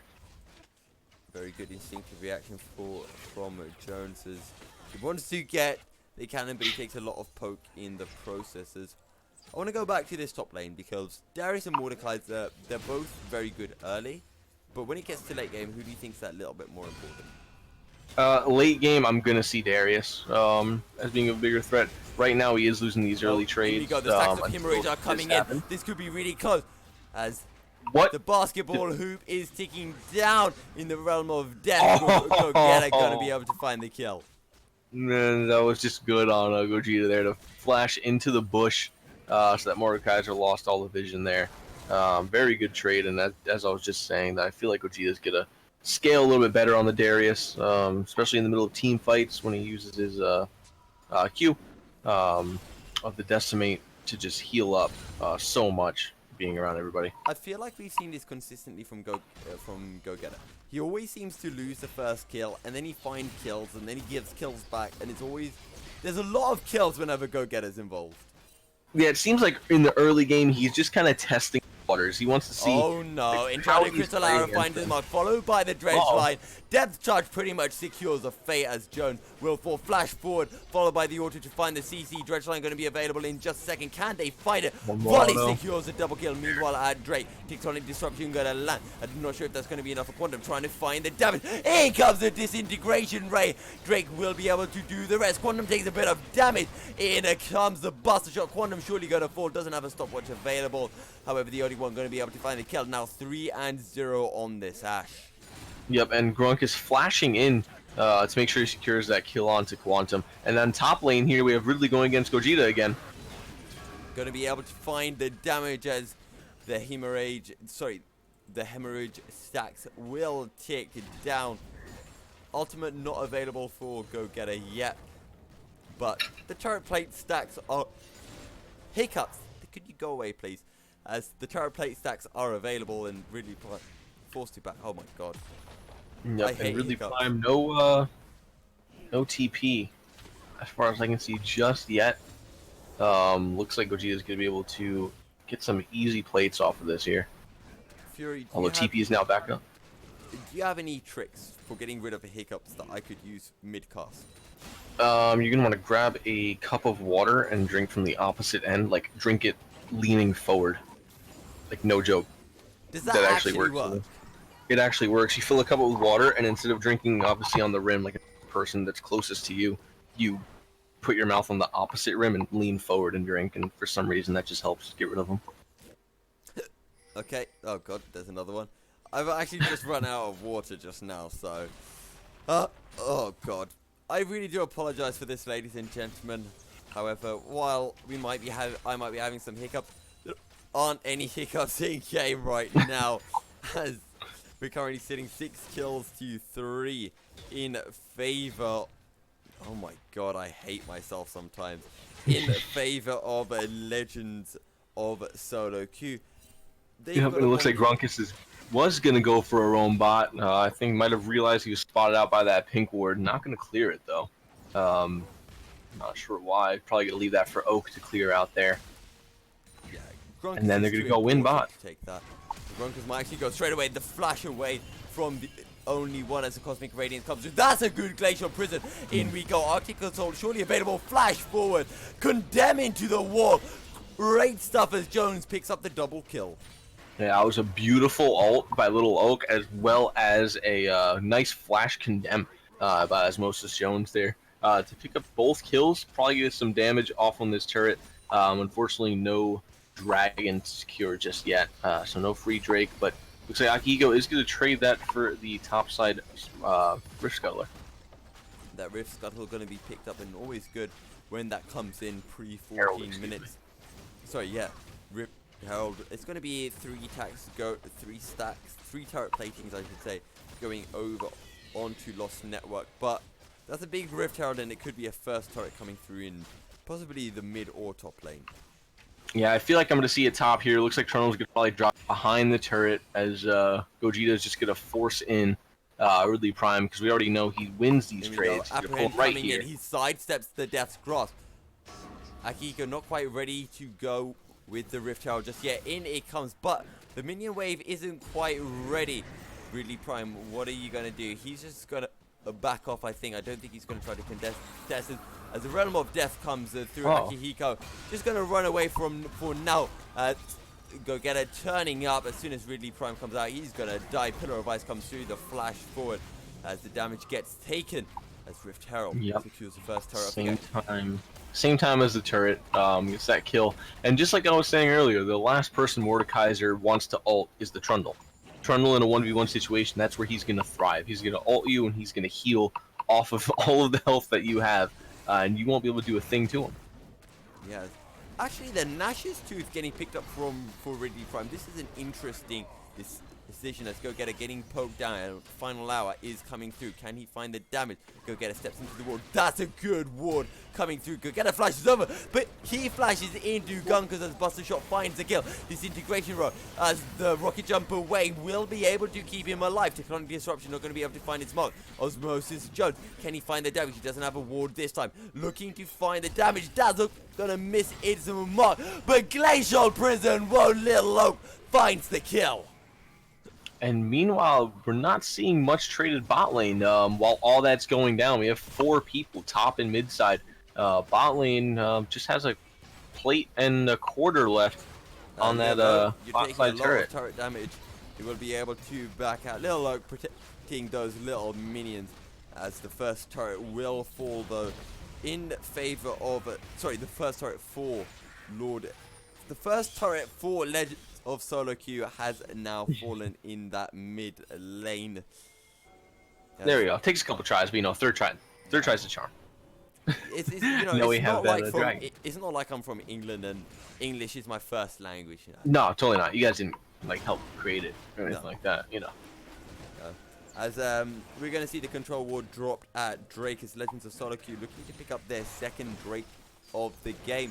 Once again, though, they're losing those kills. They're giving a slight kill advantage to Lost Network. And this is the opposite of game 1, where they have the gold disadvantage, but they have the Drakes.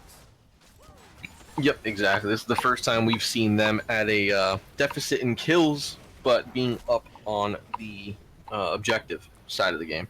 So we can see that this is already a new game from what they've seen the past 2.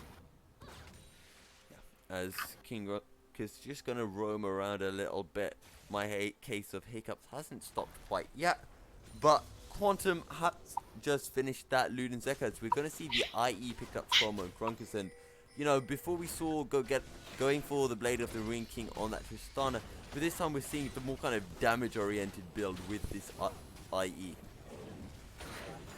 Yeah, absolutely. And now we see them clashing in the top lane a little bit. Darius is going to go bot lane to deal with Ridley. But we're going to have a 4-0-1 on both sides of the map for both teams here. Looks like they just want to kind of end the game in the top side and try to shove down these turrets. I'm not sure that's going to go so well, into though. Crystal Arrow lands, followed by the tectonic disruption. Rocket jump away will keep Grunkus alive, though. And he'll flash away just to make sure he is perfectly safe.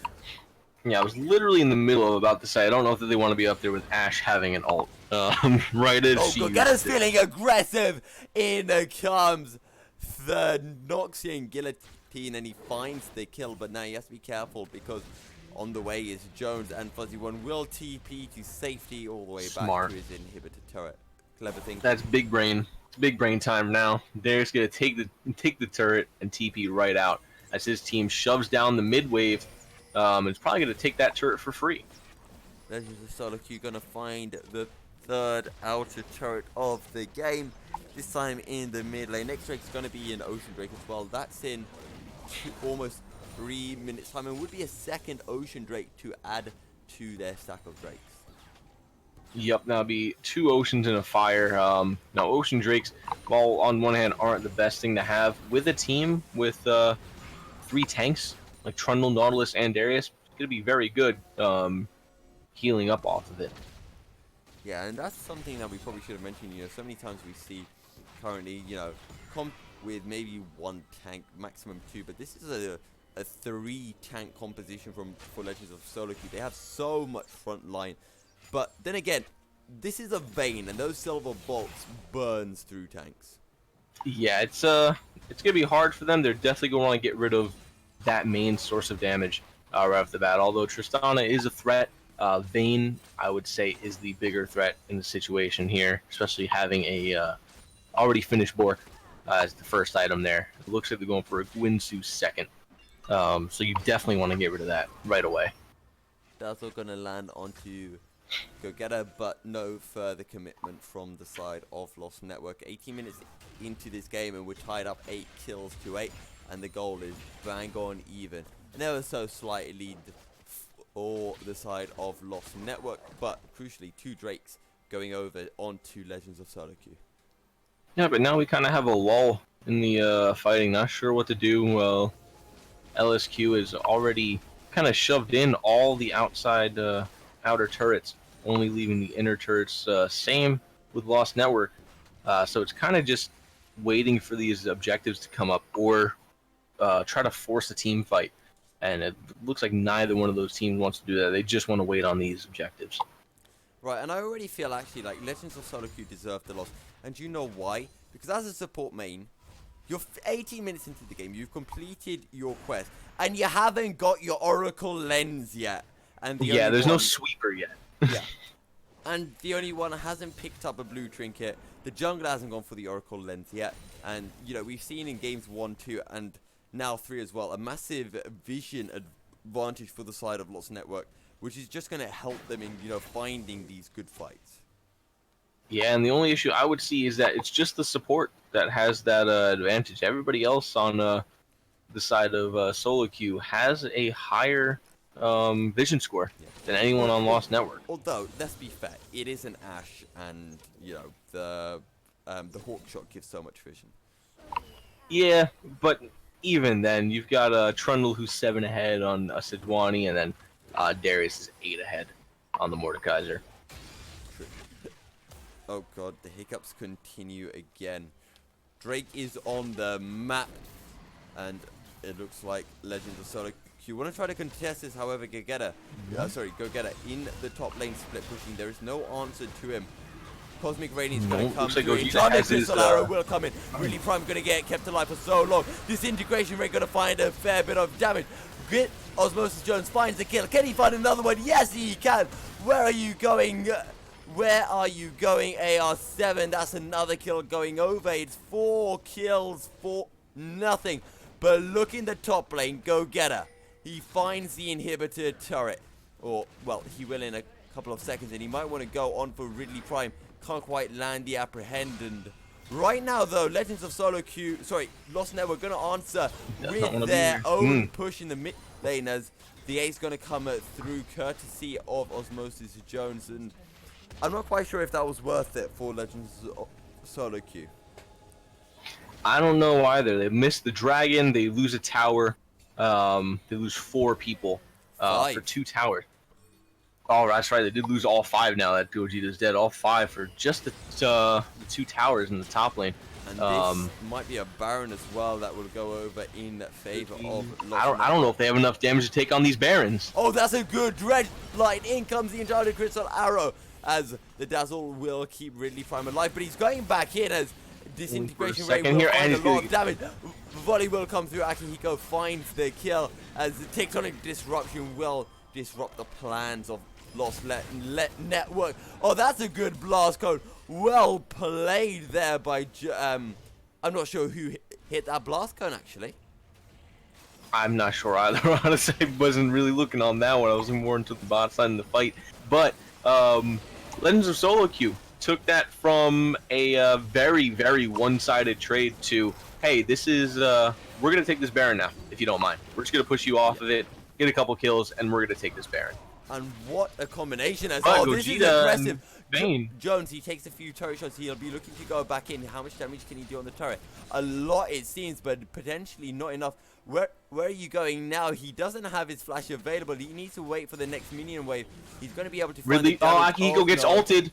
Oh, as I actually had Drake, the Baron's low, as the only one able to steal the Baron. Oh wait, no, he didn't take it. I thought the auto got it. Grunker somehow got it with his auto. But regardless, it was about a 50 HP Baron that got secured with an auto attack. And then it goes over onto Lost Network after. I don't know how they lost it. Legends of SoloQ started it so long ago. And Osmosis Jones wasn't even there. Ridley Prime was able to just walk in and ult Akihiko, taking the smite away from the entire team. So just be able to walk in, and Grunkus managing to just get that lucky auto, literally just the biggest 50-50 I've ever seen because there was no smites available. Yeah, the only one. I thought he had got it with the auto. It was so close. I wish we could head into Reapers. I mean, I could technically rewind a little bit, but it was a very, very close Baron. Yeah, and now we have a very even game here. It still could go either way on this. We just saw what we thought was Legends of SoloQ free Baron. There's actually Dredgeline there's is the available. Pole. Yeah, they're going to find the Dredgeline. In comes the CC. Enchanted Crystal Arrow will do pretty much everything. No flash available. Gagara finds another kill. He's 5 and 3. But here's the thing. You've lost your mid lane inhibitor, but you have cracked open the enemy's base. You might not have Baron, but once again, we're going to see Legends of SoloQ, you know, delaying that Baron. Exactly the same as what happened in game 1, where they lost that early Baron, but they found their way back into this game. And this time, it's not the Tristana mid lane that's doing it for them. I feel like it's Go-Getter who's going to be really important in the side lanes. Yeah, he should be able to just go up there and kind of start clearing out waves. I'm not sure what item he's going for next with that Glacial Shroud, possibly a Frozen Heart, maybe? It's the only thing I can imagine to try to maybe just lower the attack speed of this Tristana and Vayne. As we're going to see the next break of the game up in 30 seconds, and we might see a 3v3 contention for this, but it'd be very, very good for Lost Network, who have the Baron buff available to them right now. Yeah, I feel like this one might be kind of free for them, unless right now Legends of SoloQ start the roam. Moving in slowly. Uh-oh. Looks like Tarek's got caught out here. No commitment from Legends of SoloQ just yet. They don't know where everyone is. In will come the Tectonic Disruption. That's very aggressive. Enchanted Crystal Arrow scores a goal. Disintegration Ray. I don't know if that's going to deal enough damage, actually. Flash response from the fuzzy one, but it's not enough to delay the Drake as it is started regardless, and Lost Network going to pick that out without any contestation now. Yeah, unfortunately Ocean only one missed that ult there to secure the secure the kills and some more CC. Which was pretty big for that fight, and a little bit more CC, and they probably could have flipped that around. But looks like Lost Network's going to run this up the bot lane with what is left of their Baron. Can we just mention as well what a good job Osmosis Jones is doing, because he's on a Vayne into an early game Ashe, and he's won the lane, has more CS, and only one hasn't even finished that Triforce yet. Yeah, managed to scale that up very well. Only one just not being able to kind of counter that early game Vayne. The Death Cross will come through, followed by the Realm of Death. Disintegration Ray is massive. This is what we talked about. Meanwhile, Mordekaiser is still trying to find damage in the Realm of Death. Depth Charge comes through. Osmosis Jones gets taken down. Meanwhile, Ridley Prime able to escape after pulling. They do need a back. Yeah, they need a back as these minions. Ridley Prime actually could have potentially followed up on those minions, but decided against us. The minions will be taken down, but I'm just sensing a deja vu from game one. However, in game one, Legends of SoloQ never lost the inhibitor. They always kept that going, whereas I just feel like if Osmosis Jones can get going, he's just going to tear through this lineup, as he's picked up the wit's end now. Yeah, they really need to shut him down before a fight can start. Only one needs to hit an ult onto him. They need to get as much CC onto the Vayne as they can and shut him down. That way they can move on to the rest of the team, because the only team... Speaking of shutting down, the flash upper end comes through. Lee Prime flashing away. Death Cross will push Go Getter away. Akihiko is here. There aren't any targets for Ridley Prime to run to, but Legends of SoloQ will not continue the chase. Yeah, he's going to be able to get out of there with that Dead Man's Plate. Movement speed that he gets from that, definitely helping him get away from that fight. Go Getter, currently 6 and 3, has 3 items including his tier 2 boots. He's going to be so important, and he really needs to split push, and I feel like Legends of SoloQ, they need to get the vision down in the top side jungle. Oh, that's a good condemn as R7 forces to flash away. Little Oak will flash in response. Gets hit by the tectonic disruption as... Oh, that's going to be a lot of damage from this disintegration rate. Not quite enough though, as it's just going to be the 1 kill going over to Lost Network. Yep, very good pick out there. Being able to pick out that Nautilus. Looks like they might be setting up for this Baron coming up here soon. Don't know how good that's going to be with Sejuani backing now. This is a 4v3, or 4v4 I should say, excuse me. I don't know how this could go here. Sejuani's going to run her way back. Trundle's going to take the red. And Legends of SoloQ just kind of sit back and just kind of wait here. Once again, we're approaching that 30-minute mark, and yeah, we've already seen 2 games to go to about the 40 minutes as Abren's going to come through. Rocket jump away, Go Get It, doesn't have a flash available to continue the chase. And now it looks like they're going to set up around the Baron. I don't know how good of an idea this is, but it looks like Tristana is backing. Vayne's bot side getting the red buff. If they want to take this, they need to take this now. They don't have the information on where Jones is, though. They don't have the vision controllers. Once again, Fuzzy Jones doing an excellent job of warding 67 vision score in under 30 minutes. Okay, Lost Network. They're going to try to get down a little bit of vision. Where is the split push as King Grunkers, he's AFK at base at the minute. You need to hurry up, my dude. I think he's potentially waiting for Essence Reaver. Yeah, there we go. He's picked that up now. And waiting that out. And now you've got 5v5 situation here. All 5 players on the map. Vayne's going to go ahead and back. LSQ, they need to set something up here. Either push out that bot lane and go for Dragon and then rotate to Baron, or just try to take that team fight. Also, finally, we get the QSS as well. Osmosis Jones picks that up. Decides against actually going for the likes of a GA against a fairly kind of AD heavy lineup from Legends of SoloQ, but he might pick that up as his final item, or maybe even go for something like the Rapid Fire Cannon. I don't really know. What do you go on Vayne after these first 3/4 items? I guess it really depends on what the situation is. I mean, obviously you can go with Static Shiv.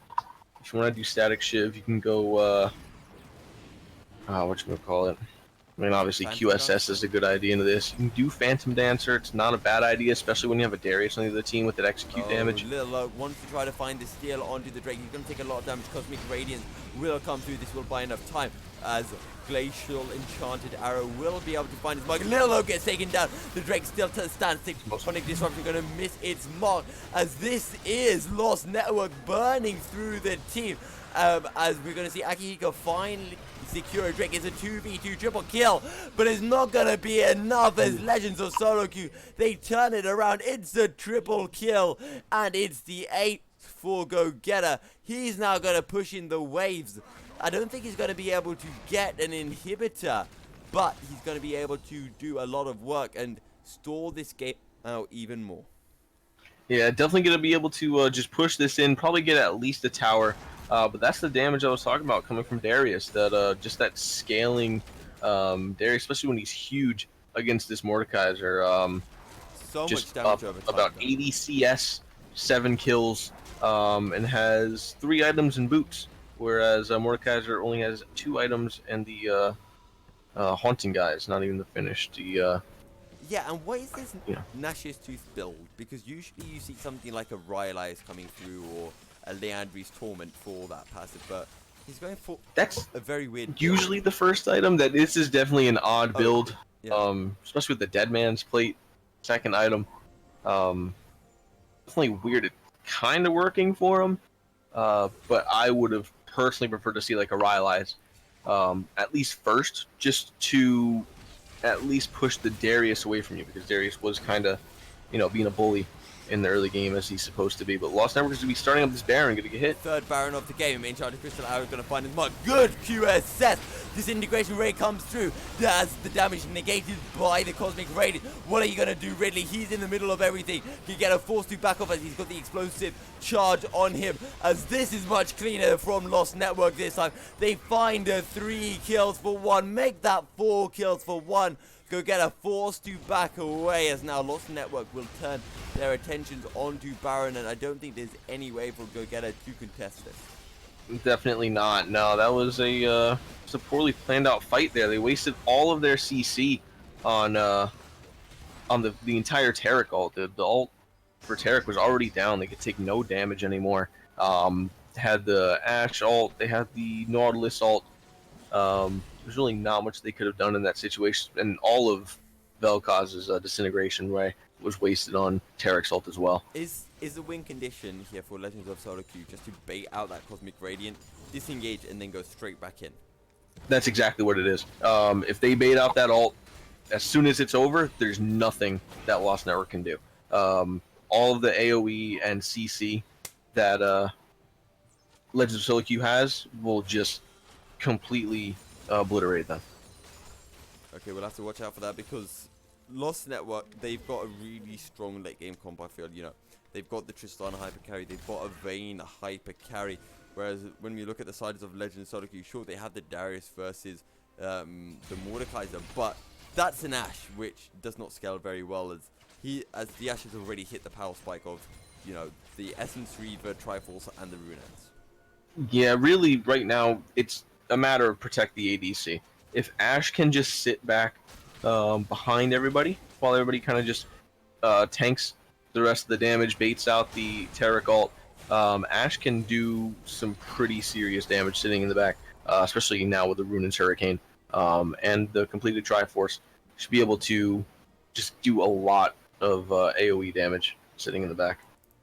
Yeah. As 34 minutes into this game, the gold fairly level, 5 kills and 5k gold in favor of Lost Network. As only one, what? I'm not sure what I just saw there. Did he get caught out by the Death's Grasp? Like, I just looked down and I saw him just die. I don't know why he was so far. I don't know where This he. might be I don't know if he game. came out of the jungle and just walked up there. That might have just ended the game. The inhibitor turret is the focus for Lost Network. This is the Red Division best of 3 between Lost Network and Legends of SoloQ. As Lost Network look for the reverse sweep. All the ult from Sejuani misses. That is going to be bad news for them. It might potentially be enough to stall out the game. The Baron empowered kind of minions doing a lot of damage. Tectonic Disruption going to be able to find his mod. Cosmic Radiance still available. One Nexus turret remaining. Gonna use it only one on gonna Vayne. come up. As we mentioned, there comes the Cosmic Radiance. Can they actually find the damage? This might be a really bad play. As there comes the Disintegration Ray. Gonna find one. Can't quite find the second. As the stopwatch is burned. Quantum, what are you gonna do? Deathcross comes through. Obliterate finds one. The Nexus is wide open. As Grunkers is forced to back. As Really Prime gonna find some damage onto Go Get It. Can he find enough? Deathcross comes through. Dredgeline coming in. AR7. Solo, can he find the 1v3? He's finding so much damage. Obliterate just not coming through in time. And Grunkus, Jones, where are you guys? You could have just won the game. Yeah, I'm not sure what just happened. I'm so lost. Ash died. Yeah. Fuzzy One used his ult on only Osmosis Jones, who used it to all in on the Nautilus. And by the time then, he went in, the Cosmic Radiance had already ended. And then LSQ just won that fight pretty easily. Yeah. That was just a very weird just change of events that happened there. Going in on a Nautilus, obviously not your best idea. The support doesn't have much to offer there in that situation because he's gonna have to back already, and then your ult is run out, and then you all in get pulled in by everybody. By the Darius gets a 3-man pull, as well as the Ray by Vel'Koz just to finish everything off. I guess a good thing here for Lost Network is that they did get the inhibitor and they did pick up 2 Nexus turrets. They could have as well as dropped the a ward. Drake. Like, I don't get why they didn't drop a ward because Really Prime would have had a good chance to go for a backdoor here, but Lost Network, they're going to push down the top lane now. They might have missed the chance to win, but they will most likely have plenty more. As this is going to be a 4-1 Ridley Prime heading into the bot lane as Go Get It, he finds the upper ahead. That's going to be the rocket jump away. Disintegration not quite in range. TP in Ridley Prime, what are you doing? Your team's not quite there. Glacial Breeze are going to be able to find his spot. In comes the final hour as Moses finds one kill. Can he find anything else? As Quantum surely going to be the next man. Oh, stopwatch comes through. You've got no turret left. Flashes forward, tries to find something. Not going to be able to find anything. 2 kills for nothing. This time it may very well be GG. Can they find? It's a 4v3 as Ridley Prime back at base, but the second inhibitor is going to fall. I don't think that there's anything that they can do. Dazzle going to come through, not going to be able to find it's a mark, as there's going to be a lot of damage with the silver bolts. One more might actually find the kill. Oh, the fountain does the damage. Buster shot, not going to be able to find anything from Tristana. Go Get It, can they delay this game? Nobody's focusing the Nexus. No. As, whoa. The Nexus just gets deleted as Grunkus was still alive down there, putting all the damage left with that not Infernal, the Elder Drake that himself as well as Vayne still had there, being able to end it on a positive note with Fuzzy One being able to hit that 5-man ult under the tower, just being able to clean everybody up, just a perfectly placed ult on that one there, just to run it down. At least even though they did leave the Nexus open and go for the Elder Drake, I feel like that definitely was their win situation, was that dragon. Yeah. Now, we're going to call an MVP and drag them in for an interview. Now, through the game, I was kind of thinking, okay, Fuzzy won, mainly because he played Leo in the last game, and I liked Leo, and I thought he did a good job. But Ridley Scott, he finished 6-6-6. That deserves a shout-out. And also, Osmosis Jones, I feel like he outplayed the only one every single game, and he probably deserves at least an honorable mention. That's true, and in my personal opinion, Grunkus very consistent through all 3 games, staying positive throughout all 3. Obviously, the first game, the Akali, even though they didn't necessarily win it, definitely obliterated on it. And then second game is Malzahar. And third, now with the Tristana mid versus the Vel'Koz, being able to squash that matchup. Yeah. So, MVP then for Osmosis Jones? Yeah. I'm going to say Osmosis. I'm going to say King Grunk is definitely a close second, but I want to give it to Jones after that just awesome display of skill in the bot lane. Right, let's see if we can drag Jones in then for a quick interview. I think I'll let you take this one away. Let me just see if I can find him. Jones, where are you, Mr. Jones? I can't actually find him right now. Well, he's Lost in the network. call. Oh, there he is. I'm not sure who Which he one is. Soft Inting, Fuzzy, Ridley Prime, and Little Oak. Okay, well, I know it's not two of them, and it's not Fuzzy. Should we just bring It's not in? Gogeta. Should we just bring in Soft Inting and hope for the best? Probably be the closest one too. I think everybody. I mean, it's either gonna be. I mean, who is? It's soft. Little Oak said it's soft ending. Okay, Little Oak. So So it's I don't soft know where ending, King you're good. Bronchus is. I'm gonna drag. Oh wait, hang on. I can't. I don't think I have permissions to move him. Wait, let me see. Boy. Oh, I don't have permission to move him. There we go. Oh well. Is there any other way we can do this? Because I would like to have a quick word at the end of the game. Could do a call. We Like a could do Discord call. Right, let's switch over to a Discord call and we'll jump straight back into that then. Right, I'm gonna quickly add Soft Inting, add friend, and I will try to invite him. Let's see if he adds me as a friend. He's not gonna add you. He's gonna take one look at you and be like, nope. Not adding this guy. I don't want him on my friends See, list. I mean, I can't even invite him yet because you're not friends with me on Discord. You know, absolutely atrocious. I am now. So there you go. I'm not friends with a lot of people on Discord. I don't understand the whole point of adding people on Discord. Like, why would they even add that as a feature? Yeah, I don't know. I don't see why you have to be friends with someone to create a group DM. No, it doesn't make sense. It feels silly to me. Soft Inting. I'm gonna spam him with friend requests until he accepts it and joins it. Little Oak, a bathroom, I guess. All right, I saw Little Oak just put we're bathroom interviewing a in chat. bathroom? We're interviewing a bathroom. Oh wow, that sounds amazing. Don't forget, guys, if you have any questions that you would like us to ask our MVP, do drop them in the chat and we'll try our best to bring them to you. Oh, if Soft is here, tell Soft to add him. Milky Cereal added Soft Yeah, Inting. I added him. You should have just gotten a friend request. Like 5 times. What's my Discord is Milky Cereal hashtag 3637. Or just add me from the Where'd you server. come up with the name Milky Cereal from? So I used to have the name Master Racer and Super King 007. However, they were extremely childish names, as you can hear, and I got told that the name that I picked as an 8-year-old is racist in some way. So yeah, I had to come up with a new name, and I was kind of thinking, oh, what kind of works for me? What do I like? And I was like practicing in my voice, like shouting in almost a freak style the name, like seeing what works as a player. And Milky Cereal was the one I came up with, and it just kind of stuck.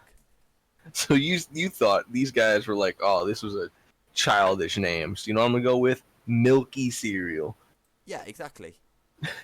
All right, he added you. He added you on Discord. Go ahead and add him in here so I can. add him. Oh, we've had to recreate the call. In we go. All right, What's up, guys? there he is. Hey, how's it going, man? Yeah, it's All right, so how do you feel after that win?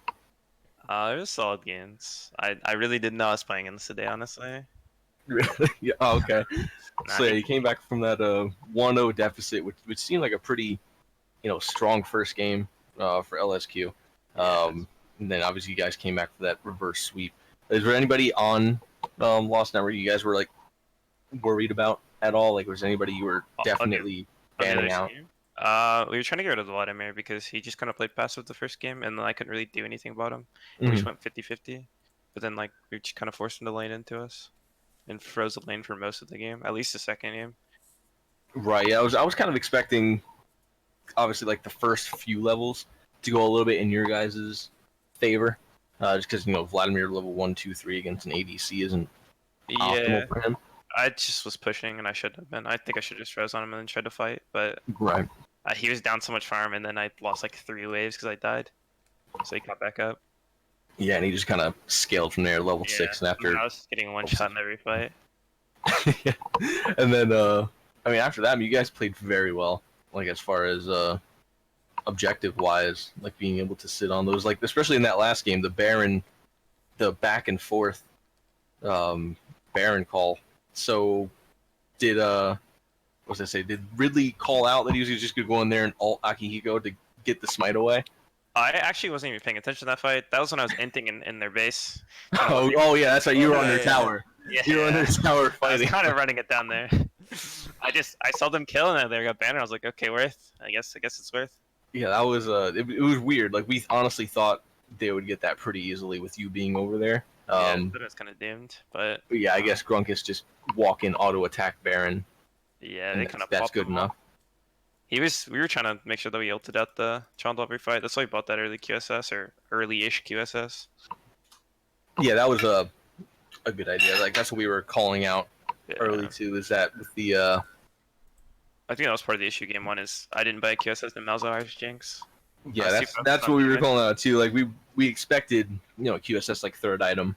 He just like never ulted me the entire game though, and that's part of the issue. That's also true. I And was then, getting one shot by everybody else. and then that where did the Vel'Koz come from? I haven't seen Vel'Koz get taken forever. Yeah. That was the other team. Oh, was it? Wait, what? Yeah. Oh no, you're right. I'm looking at Come on, Fury. Lost Network there. So I wanted to say Trist mid because that's the second time we've seen Trist in a lane. So Trist into Vel'Koz. I mean, he can't really do anything against her. He just kind of W's on her, or Trist W's on her and dies. Plus, Marcus is an AD carry man. Oh, so he's still the AD carry main in the mid lane. He's all good. Yeah. Just give him an ADC in the mid lane. So we got 2 AD carry mains on the team. Yeah, because I was like, they text me like 2 minutes before, and they're like, "Can you sub?" And I was like, "Okay, well, I guess I'm getting on." So is Grunkus the normal ADC? Yeah, he's the normal AD. Oh, okay. So you're just I played not for very comfortable mid. their other team. Yeah, no, I don't. Only mid laner I play is Rumble, and that was probably gonna get banned out. Yeah, they want to ban that out. Yeah. Fair enough. Alright. A good win for you guys though. Heading into the rest of the season, how are your guys' hopes? How are you guys feeling? I mean, the team looks pretty good. They're all good players, all solid players, and they get along. So I'm pretty sure they'll do well. When I played with them on the Midnight Gaming, we all played well, and we pretty much won. I think almost every game. I don't know. We may have lost like 1 or 2. And, Now, do you think they're go ahead and swap you onto the main roster now? No.